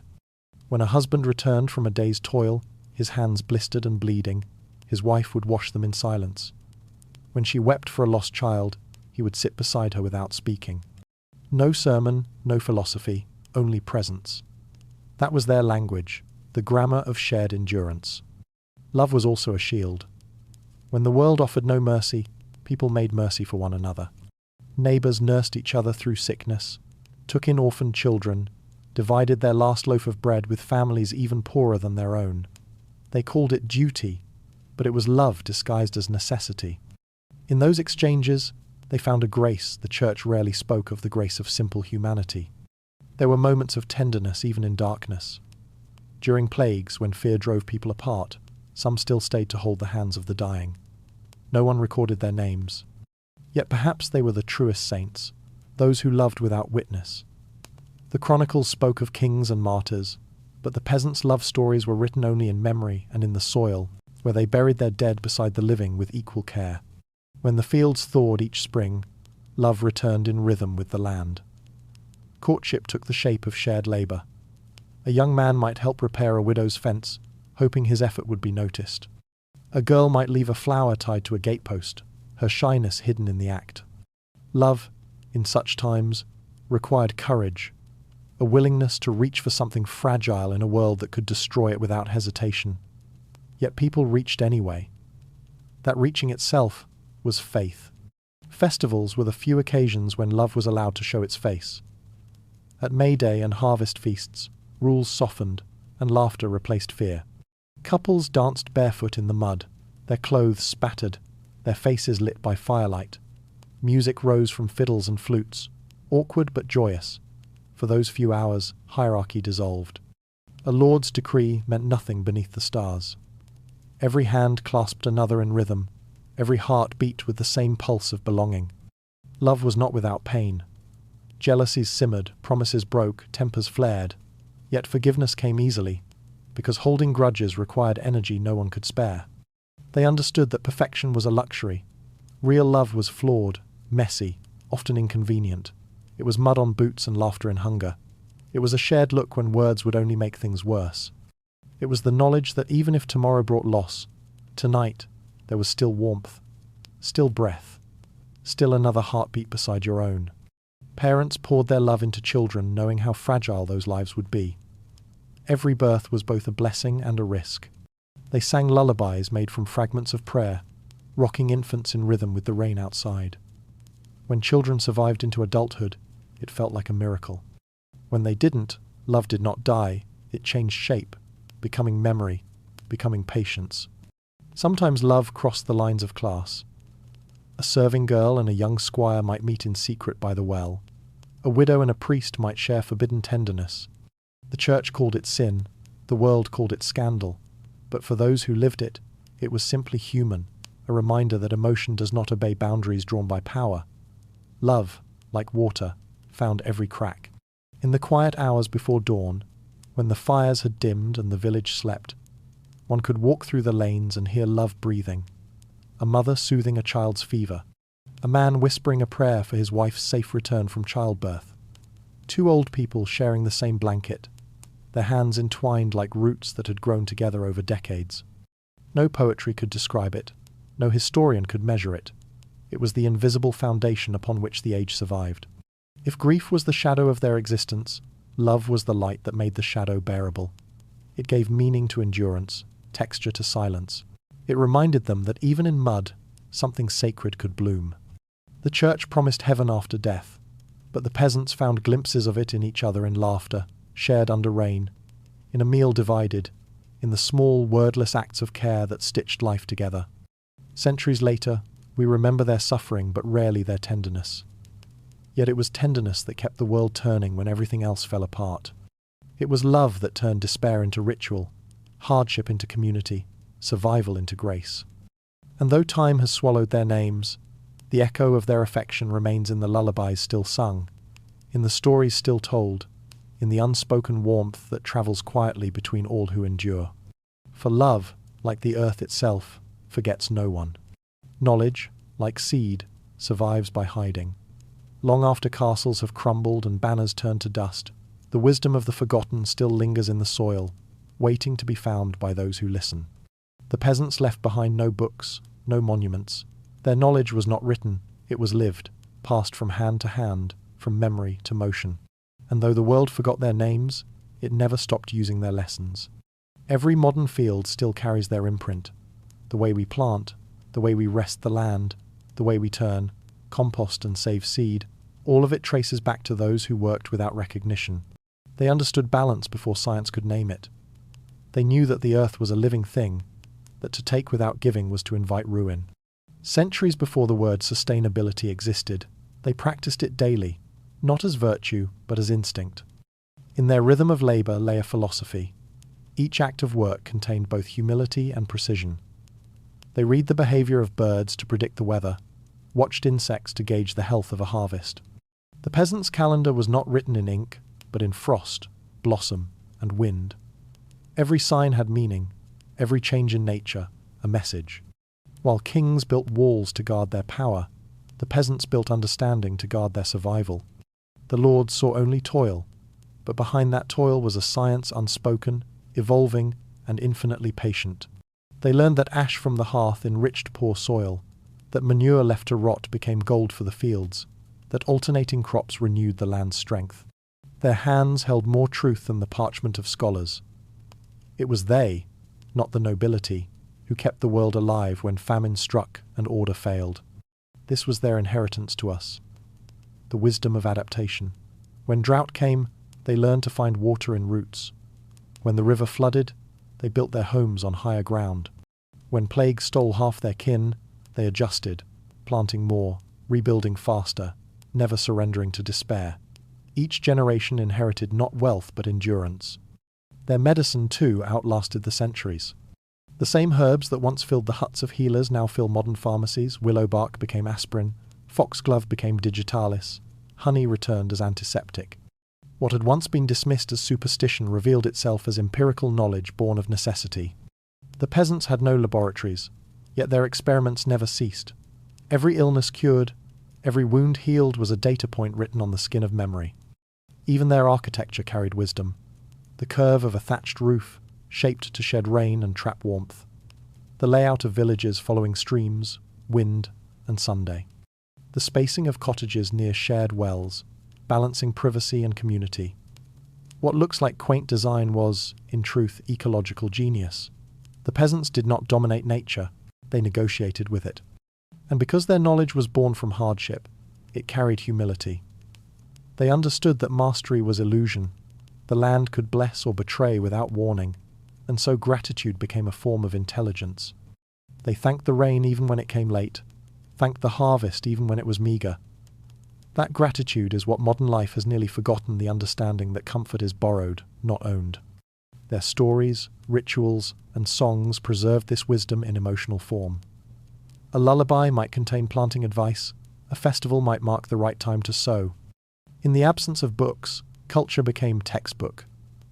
The transmission of knowledge was disguised as joy, ensuring it could never be extinguished. Children learned while playing, adults remembered while celebrating. This was education before schools, an education of spirit as much as skill. Over centuries, as the world industrialized, much of this knowledge was ridiculed or lost.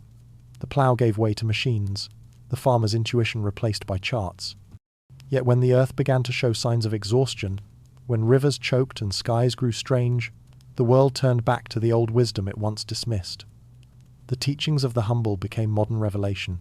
We now rediscover what they always knew, that the land does not belong to us, we belong to it, that the smallest insect has purpose, that nothing dies without feeding something else. These were the truths, buried beneath centuries of hierarchy and noise, truths guarded by those who had no reason to lie, because survival depended on honesty. And though their words were never written, their lessons remain everywhere. In the smell of tilled soil after rain, in the slow patience of compost turning to life, in the instinct that tells us to touch the earth when we are lost. Their legacy is not in artifacts but in awareness. If you walk through the countryside today, you can still feel it, the ghost of their understanding humming beneath your feet. Every blade of grass, every bird's call, every ripple of wind carries the echo of their intelligence. Theirs was not a wisdom of domination, but of coexistence, a philosophy the modern world is only beginning to relearn. Perhaps that is the final irony of history. The kings are gone, but the peasants remain everywhere, in every harvest, every loaf of bread, every breath of clean air. Their knowledge endures, because it was never theirs alone. It belonged to the earth, and through the earth, to all of us. History, as it is written, remembers kings and wars. It remembers crowns, treaties, betrayals committed in marble halls. But the people who built those halls, who baked the bread and dug the graves, were left unnamed. Their faces vanished first, then their stories. What remains of them is not biography but residue, a thumbprint on pottery, a name scratched into a church beam, a skeleton found curled beneath forgotten soil. The tragedy of the medieval world is not only that millions lived in hardship, but that they lived beautifully, and the record of that beauty was erased. They sang, they loved, they dreamed, but the ink of history was reserved for the few. The rest became background, anonymous as wind. Yet the silence of names does not mean the absence of identity. The peasants' lives still breathe through what they touched, through the invisible traces they left behind. Their fingerprints are pressed into every tradition we call folk. Their rhythm still moves in every ritual that survived modernization. The harvest festivals, the weaving songs, the bells rung for rain. In these small continuities, the nameless regain form. Once, every village was a world unto itself, a tapestry of trades, voices, kinships, and secrets. The weaver knew every household's pattern. The blacksmith knew every family's grief. The baker could recognize a person by the way they kneaded dough. These communities were intimate ecosystems of knowledge, where identity was not written on parchment but woven into purpose. To be someone in that world meant to be needed. A woman was known for her skill with herbs, a man for the way he repaired ploughs or sang at weddings. They were remembered by usefulness, not by bloodline. Death did not erase them completely. It simply transferred their roles to others. Their names might fade, but their functions endured, like threads carried into new cloth. The nobility could afford portraits and titles. The peasants immortalized themselves through continuity. Their identity lived in repetition in tasks, songs, and seasons. Every generation became an echo of the last. A girl milking her first cow repeated the gesture of her great-grandmother, though she would never know her name. A boy shaping his first plough handle held the same rhythm, the same weight, as the men before him. This was how they persisted, through motion, not inscription.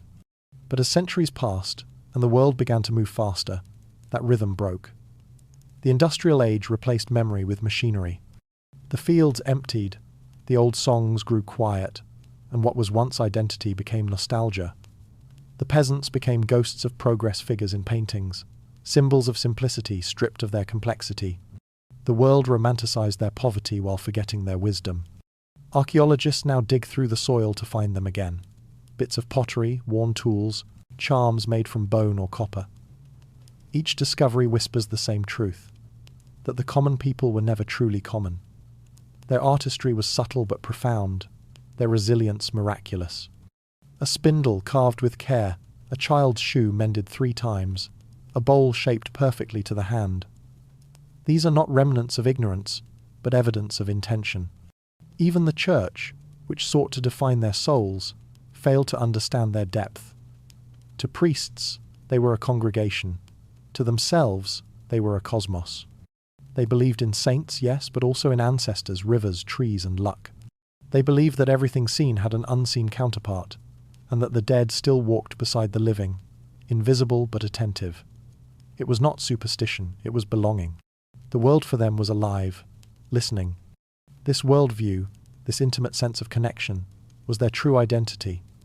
Not individual but collective, not declared but shared. They did not see themselves as separate from nature or from one another. A person's worth was measured in contribution, not in self. To modern eyes, that may seem erasure, but to them, it was unity. Still, something essential was lost when that unity disappeared. When the last village bells fell silent, when the last common fields were enclosed and sold, when the poor were driven into cities to labour for strangers, the old fabric of meaning unravelled. The people of the earth became labourers without land, individuals without community. Their knowledge scattered, their names were forgotten even faster. Yet traces remain in language itself. The words we speak carry ghosts of their world. Companion comes from companis, the one you share bread with. Neighbour once meant the one who lives close enough to hear your cry. Husbandry, now a technical term, once meant the sacred duty of tending the living world. These words remind us that our speech was shaped by hands that worked, by mouths that sang between tasks, by hearts that believed in togetherness as survival. Their faces, though unseen, still haunt art and imagination. Every painting of a shepherd, every carved figure in a cathedral's margin, every weathered face in a medieval mural was drawn from them. Even when unnamed, they were everywhere, framing the background of sacred scenes, supporting the saints who would not have stood without them. It is easy to forget that history is not a timeline, but a palimpsest, a surface rewritten but never fully erased. Under the stories of kings and empires lie the faint inscriptions of ordinary life. Meals shared, seeds planted, hands joined in labour. To uncover those layers is to rediscover ourselves. For the modern world too stands upon the same soil, breathes the same air, eats the same bread. We are not separate from them. We are their continuation. Their anonymity, once their curse, has become their immortality. Because they left no fixed names, they belong to everyone. They are the ancestors of all the invisible multitude behind every surname, every nation, every city. The poor of the past are the true citizens of time, living on not in monuments but in habits, instincts, and the quiet ways we love and endure. If you stand in an open field at dusk, where no engines sound and no light blinds the stars, you can almost feel them. The hum beneath your feet is not imagination, it is memory. The countless generations who walked before you, who tilled, sang, buried, and dreamed in this same silence. They do not demand remembrance, they only ask acknowledgement. And perhaps that is the greatest act of respect we can offer, to remember that everything we have, our food, our language, our understanding of the world, was built upon their patience. The common people may have been denied identity in history, but they became its foundation. Without them, the grand stories collapse. The nobility left castles, the peasants left continuity. One turned to ruin, the other became the world itself. In every smartphone glow, a candle still flickers. We tell ourselves the Middle Ages are gone, that the world of thatch and smoke has vanished into dust. Yet in quiet moments, between one notification and the next, something ancient stirs. We scroll through endless feeds of light, and somewhere deep inside, a voice whispers for darkness. We call it burnout or fatigue, but it is something older, a longing for slowness, for rhythm, for a life that moves at the pace of breathing. That longing has begun to take shape again. Across the world, people dream of simplicity. They plant herbs on windowsills, bake bread by hand, light candles instead of lamps. They call it cottagecore, or homesteading, or sustainability, but at its heart, it is the same instinct that once guided the peasants who lived by the rise and fall of the seasons. It is not nostalgia for the past, but homesickness for something real. In the hum of machines, we begin to crave silence. In the flood of information, we crave meaning. The medieval world, for all its hardships, offered what we have lost: presence. Life was not easy, but it was immediate. Every task was tangible. Every action mattered. The peasants woke with the sun, worked with the land, slept beneath the stars. There was no need for mindfulness, because there was no escape from the moment. Now, centuries later, surrounded by abundance, we are starving for that same intimacy. The more we automate, the less we touch. The more we connect through screens, the lonelier we become. And so, we turn backward not to escape the present, but to heal it. The herbs in our kitchens, the handmade pottery, the fascination with forgotten crafts. These are not hobbies. They are acts of remembering. When a modern hand kneads dough, it repeats an ancient prayer. When someone tends a garden, they re-enter a conversation that never ended. We think we are reviving the past, but perhaps the past is reviving us. The peasant's knowledge, once dismissed as primitive, has returned disguised as trend. Fermentation, herbal medicine, natural dyes, composting. What the poor once did to survive, we now rediscover to feel alive. Yet beneath the charm of rustic aesthetics lies something deeper, a question about what it means to be human. The medieval peasant's world was small, but it was complete. Ours is vast, but strangely hollow. They lived surrounded by silence and mystery. We live surrounded by noise and clarity. And still, we sense that something essential has slipped away. Technology promised mastery over nature, but mastery is not belonging. We have built machines that outthink us, networks that outpace us, comforts that isolate us. In response, the human spirit quietly rebels. It longs to dig, to make, to mend. The success of modern life has birthed its own famine, a famine of wonder. That is why we find peace in the simplest acts: boiling tea, watering a plant, lighting a candle at night. These gestures reconnect us to something older than language, something the peasants understood without ever naming. They knew that attention is sacred, that to watch a seed sprout or a loaf rise is to witness creation, that the act of care, however small, is a form of prayer. The resurgence of slow living, of herbalism and self-sufficiency is not regression, but recovery. We are learning again what they never forgot: that meaning cannot be purchased or streamed. It must be cultivated. Each step away from the screen, each moment spent in stillness, draws us closer to the same truths that guided life 1,000 years ago. That time is not an enemy, that the body is not separate from the world, that simplicity is not lack, but abundance in disguise. Of course, we cannot return fully to their world, nor should we wish to. Their lives were filled with suffering that romance cannot erase. But what we can recover is their sensibility, their way of moving through the world with reverence and realism. They did not demand comfort, they created resilience. They did not seek distraction, they practiced attention. Perhaps that is why medieval imagery, candles, monasteries, manuscripts, hand-carved wood feels so comforting to modern eyes. It reminds us of a time when creation required stillness, when beauty was a form of patience. The monks who copied texts by candlelight were not unlike us today, searching for focus amid chaos. They worked slowly, line by line, believing that care itself sanctified the act. We are not so different.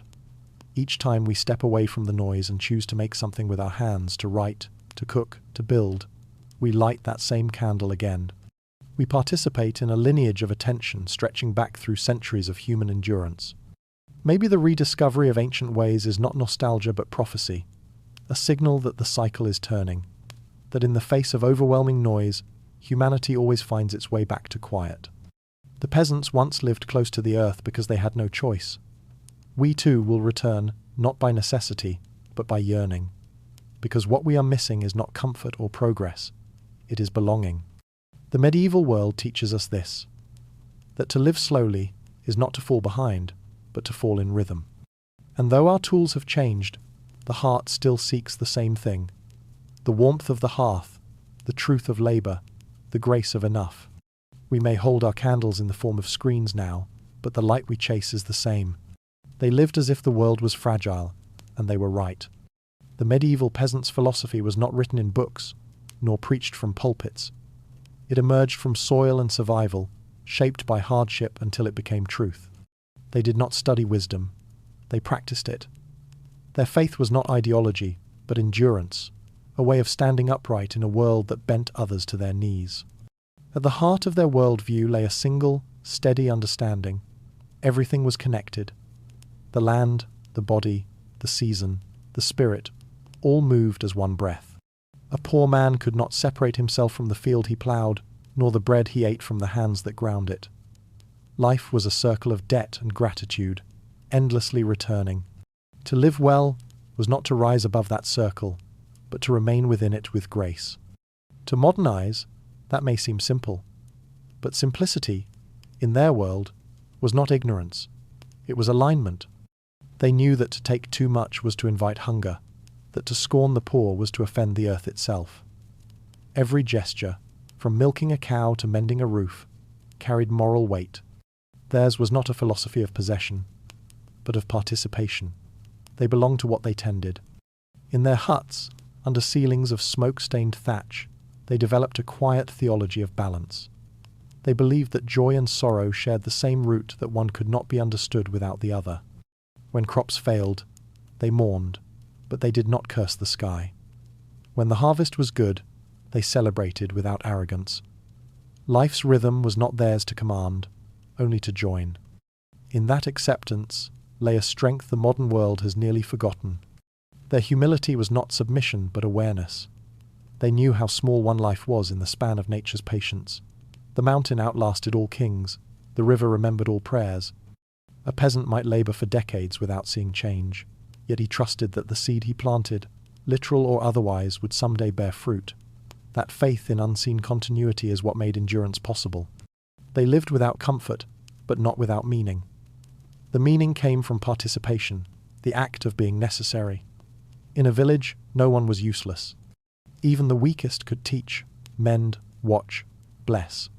To live was to serve the cycle, to take what was needed and return what could be given.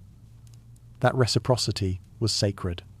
When the priest said, "Dust to dust," they nodded not from piety but from recognition. They had seen it happen every day. And though their lives were short, they were wide. They saw the heavens as a ceiling of mystery, the stars as the eyes of ancestors. They felt time not as minutes but as breath. Morning, noon, night, season, year. The pace of the cosmos set the rhythm of their hearts. Death, in such a world, was not an end but a handoff, a return to the same cycle they had served in life. If there was a philosophy among them, it was this: to endure without losing tenderness, to labour without losing wonder, to suffer without losing meaning. They did not see themselves as victims of the world, but as participants in its unfolding. When storms came, they endured them. When spring returned, they began again. This quiet resilience has outlived empires. It waits in our bones, in the small instincts we mistake for nostalgia, the urge to light a candle when the power goes out, to stand barefoot on grass, to pause and watch rain fall. These are not sentimental gestures. They are echoes, reminders of a way of being that once defined us all. In a world obsessed with progress, The peasant's wisdom offers a radical alternative, that perhaps forward is not always better, and that speed is not the same as purpose. They understood that time is not an enemy, but a teacher. Waiting, for them, was not wasted, it was preparation. The soil must rest to bear fruit, so must the soul. Their endurance was not just physical, it was spiritual intelligence. They had no luxury of distraction, and so they met reality directly. Hunger taught them gratitude. Loss taught them patience.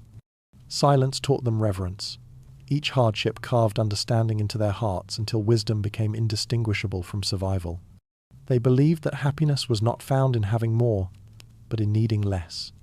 When the church promised paradise, they nodded, but they already knew heaven in smaller forms: the warmth of bread, the laughter of children, the first thaw of spring. To them, holiness was not elsewhere. It was here, in the ordinary miracles of endurance. Their philosophy was communal, not personal. One life meant little alone, many lives intertwined meant everything.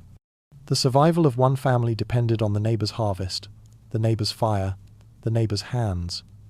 The idea of individualism so sacred to modern thought would have seemed absurd. Freedom, in their eyes, was not the absence of dependence but the presence of trust. We live now in an age of isolation, surrounded by noise but starved for connection.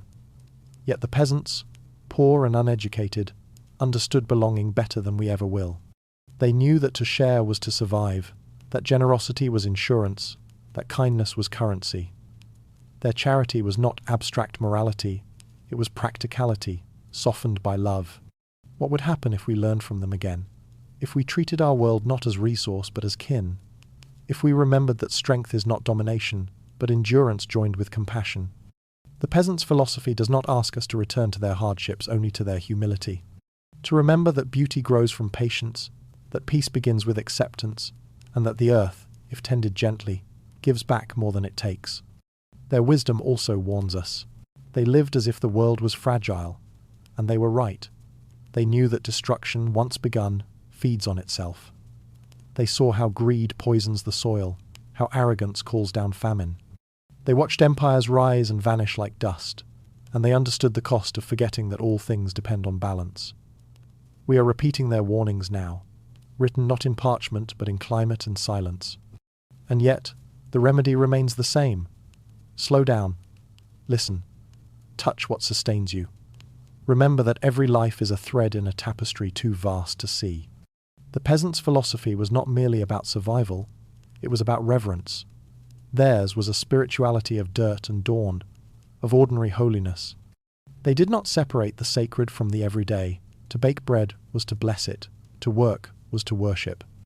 That, perhaps, is their final gift to us, the invitation to live fully in the world we already have, to rediscover meaning not in grand gestures but in small deliberate acts, to walk gently, to love persistently, to remember humbly, because wisdom does not die, it only sleeps, waiting for the noise to fade. And when we are quiet enough, when the lights dim and the hum of the world slows, we can still hear it. The soft rhythm of scythes in a field long gone, the murmur of a lullaby that once soothed a hungry child, the heartbeat of endurance still echoing beneath the modern mind. Every kingdom stood on someone's back. Behind every palace and every monument, behind every page of history inked in gold, there were hands, rough, scarred, anonymous, that carried the stones, tilled the earth, and fed the world. Civilization, though claimed by kings, was built by those who could not even sign their names. The peasants were not witnesses to history. They were its foundation. When rulers changed and empires rose and fell, it was they who kept the rhythm steady, planting, harvesting, mending, surviving. Their work was invisible because it was constant. The higher the towers climbed, the deeper they bent beneath them. But even bowed, they held the world upright. It is easy to imagine history as a procession of crowns, each glittering, each proclaiming progress. Yet progress, when stripped of illusion, is made of sweat. The cathedrals that pierced the sky were carved not by divine decree but by calloused fingers. Every stone was lifted by someone whose name the builders never bothered to record. The music of civilization was composed by labor, rhythm, repetition, and endurance. The soil remembers what the books forget. Beneath every monument lies the imprint of bare feet. the ashes of burned huts, the bones of those who laid its groundwork. Their sweat hardened into mortar, their breath still lingers in the dust. The peasant's gift was not invention or conquest, but continuity, the slow, patient work of keeping life possible while others chased immortality. They built not for glory, but for necessity. The lords ordered the harvest, but it was the peasant who coaxed it from the ground. The kings designed wars, but it was the peasant who forged the weapons and buried the dead. For every crown, 1,000 unseen heads bowed in its shadow. That is not tragedy, it is truth. The grandeur of history rests on the quiet dignity of the ordinary. The irony is that the world has always admired the results of their labour, while scorning the labourers themselves. The bread was blessed, but the baker was ignored. The field was praised for its yield, but the farmer went hungry. Civilization forgot that greatness cannot exist without those who maintain it. The unseen are the true architects of continuity, the keepers of the fragile thread that binds generations together. In their huts, not in castles, the real miracle of humanity took place. There, between birth and death, they invented endurance. They learned how to survive without hope of reward, how to build for others, knowing they themselves would never see the harvest of their effort. They taught us the quiet strength of anonymity, to work not for recognition, but for necessity, and to find dignity in that truth. The monuments of kings crumble, the wisdom of labour endures. Even now, every modern invention rests upon the same foundation. Someone's hands, someone's patience, the farmer's logic, the blacksmith's precision, the weaver's rhythm. These became the architecture of all progress. What we call civilization is simply the long echo of their persistence. Imagine for a moment a single medieval village smoke rising from chimneys, frost on the fields, a handful of souls working in silence.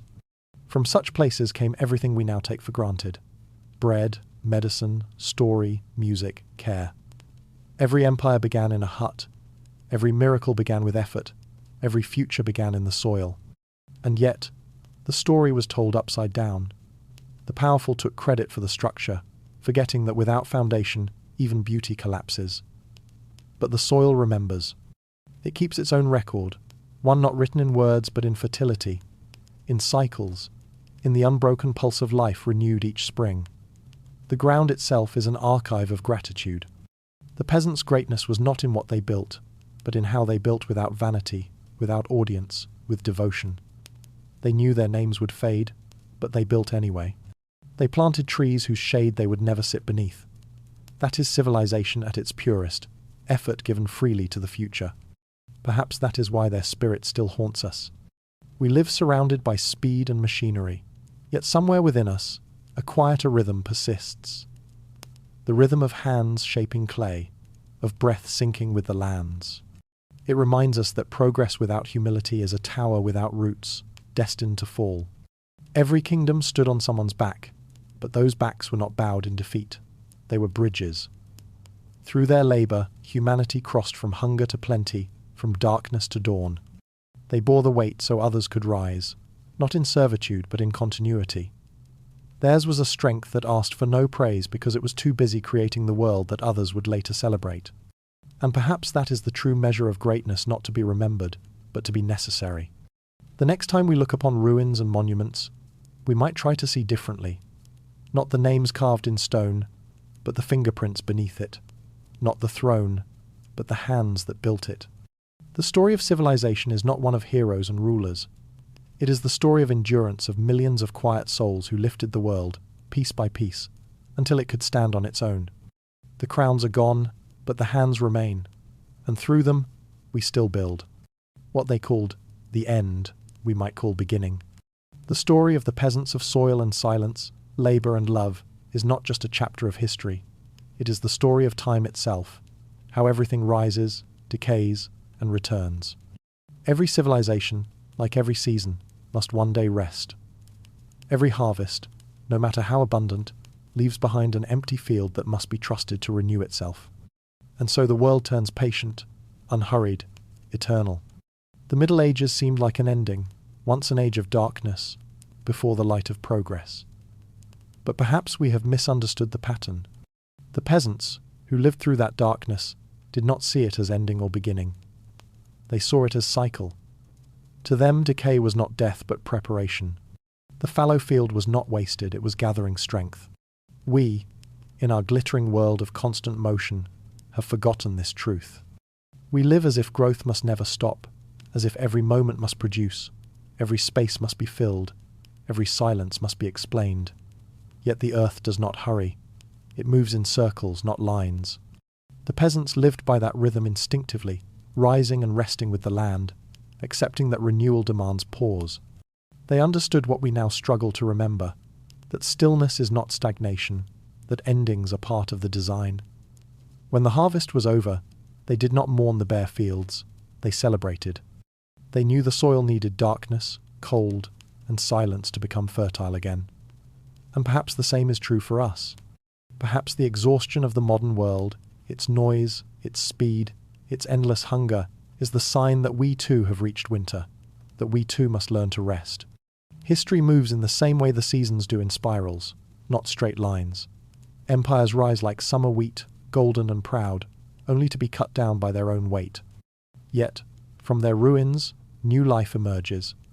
The peasants knew this instinctively. They buried their dead beside the fields, believing the soil would transform loss into nourishment. And it always did. From death came life. From despair, renewal.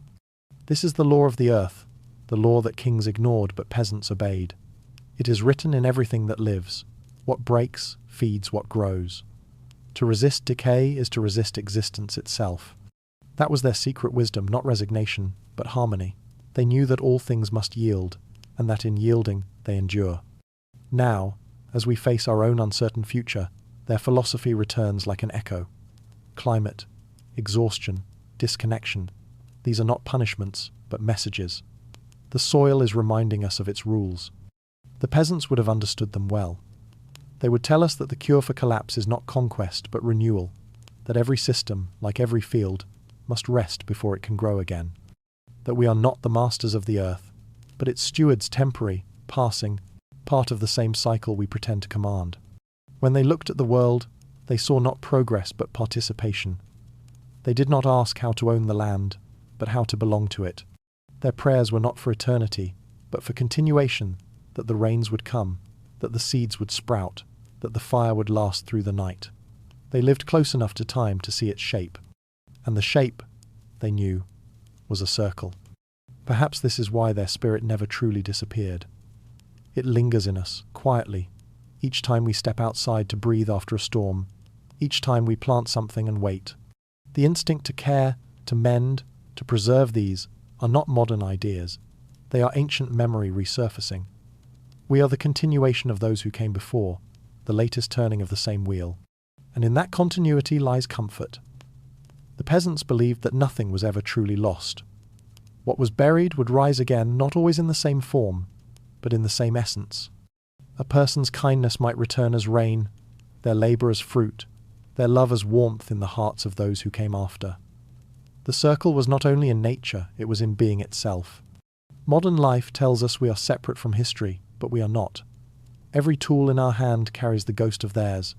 Every bite of bread, every moment of rest, every act of kindness repeats their lessons. The more we try to distance ourselves from the past, the more we find it waiting patiently beneath our feet. Maybe the truth is simple. Nothing ever ends. We just forget to see how things continue. The same way a field lies empty and then blooms, humanity too cycles between forgetting and remembering, destruction and renewal. The peasants did not fear this. They trusted it. They knew that even after the worst winter, spring would come, maybe not for them, but for someone. That faith, humble and unshakable, built the endurance that carried civilization through centuries of darkness. And perhaps that is the message they leave us now, across the distance of time. To live as they did, not in despair of endings, but in faith of continuance. To understand that rest is not failure, that patience is not passivity, that humility is not weakness. To know that our place in the circle is neither above nor outside, but within. When the last medieval fires went out, and the villages fell silent, the earth did not mourn. It waited. New seeds grew from the ashes. New stories rose from the silence. And so it will be again. Our towers may crumble, our machines may quiet, but the rhythm beneath them, The rhythm of soil and sun and breath will remain. It always does. The peasant's world teaches us that no civilization is ever truly lost. Its lessons seep into the next, reshaped, renewed. What we call progress is only one more harvest in an endless field of becoming. And what they called the end, we might one day call the beginning of wisdom. In the turning of time, their lives return in our gardens, our compassion, our rediscovery of slowness and care. Their voices hum softly through the noise, reminding us that the earth remembers, and that we too are part of its remembering. So the circle closes, not with finality, but with peace. The forgotten are not gone, they are simply quiet, folded into the soil of our lives. If you listen, in stillness truly listen, you can hear them. Not ghosts, not myth, but memory breathing through the wind. And in that breath lies the promise of every age, that nothing good ever disappears.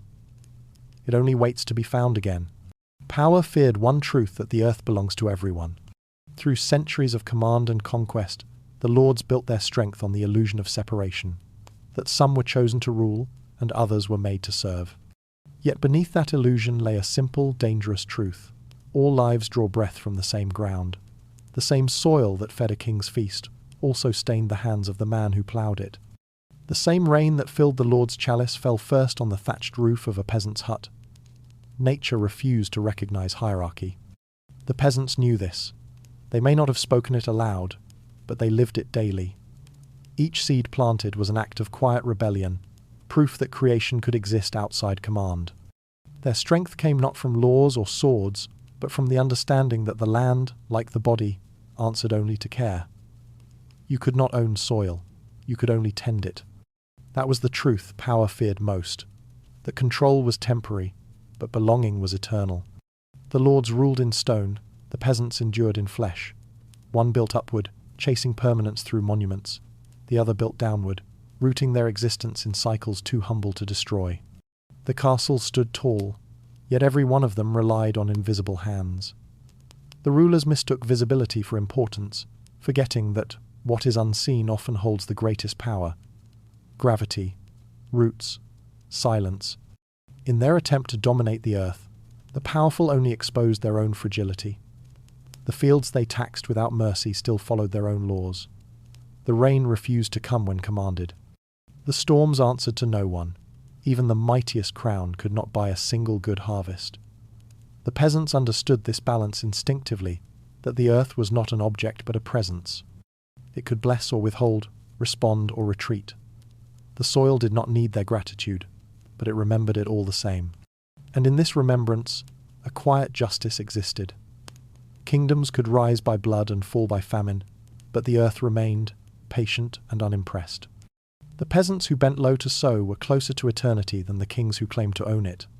They lived in rhythm with the pulse that all empires eventually rediscover. Power ends where nature begins. History, for all its noise, has always been haunted by silence. Between the clang of weapons and the ringing of bells, there is always a moment brief, almost invisible when the world exhales. That moment belongs to the forgotten, to those who did not seek glory, yet carried the weight of it. Their lives were small only by measure of ego. In truth, they were vast. They sustained everything. When we look back at the past, we see the banners and battles, the treaties and triumphs. But look closer, and a deeper story emerges, the one whispered beneath it. It is the story of hands and hunger, of endurance so quiet it becomes invisible. The peasants were not simply subjects. They were participants in a greater order, one that kings could neither define nor destroy.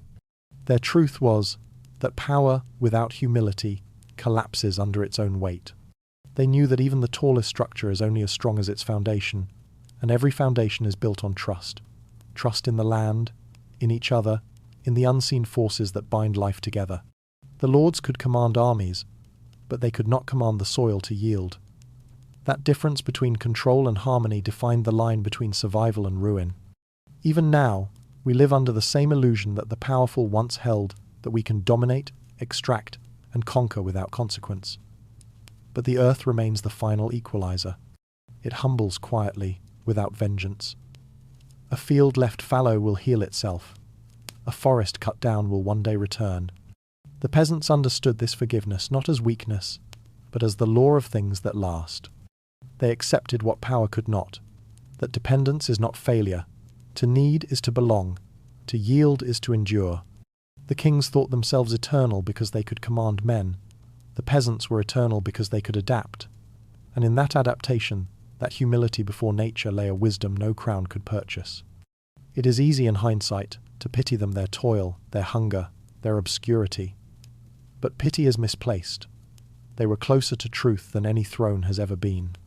They knew how to live without illusion, how to die without fear. Theirs was not ignorance, but understanding too deep to name.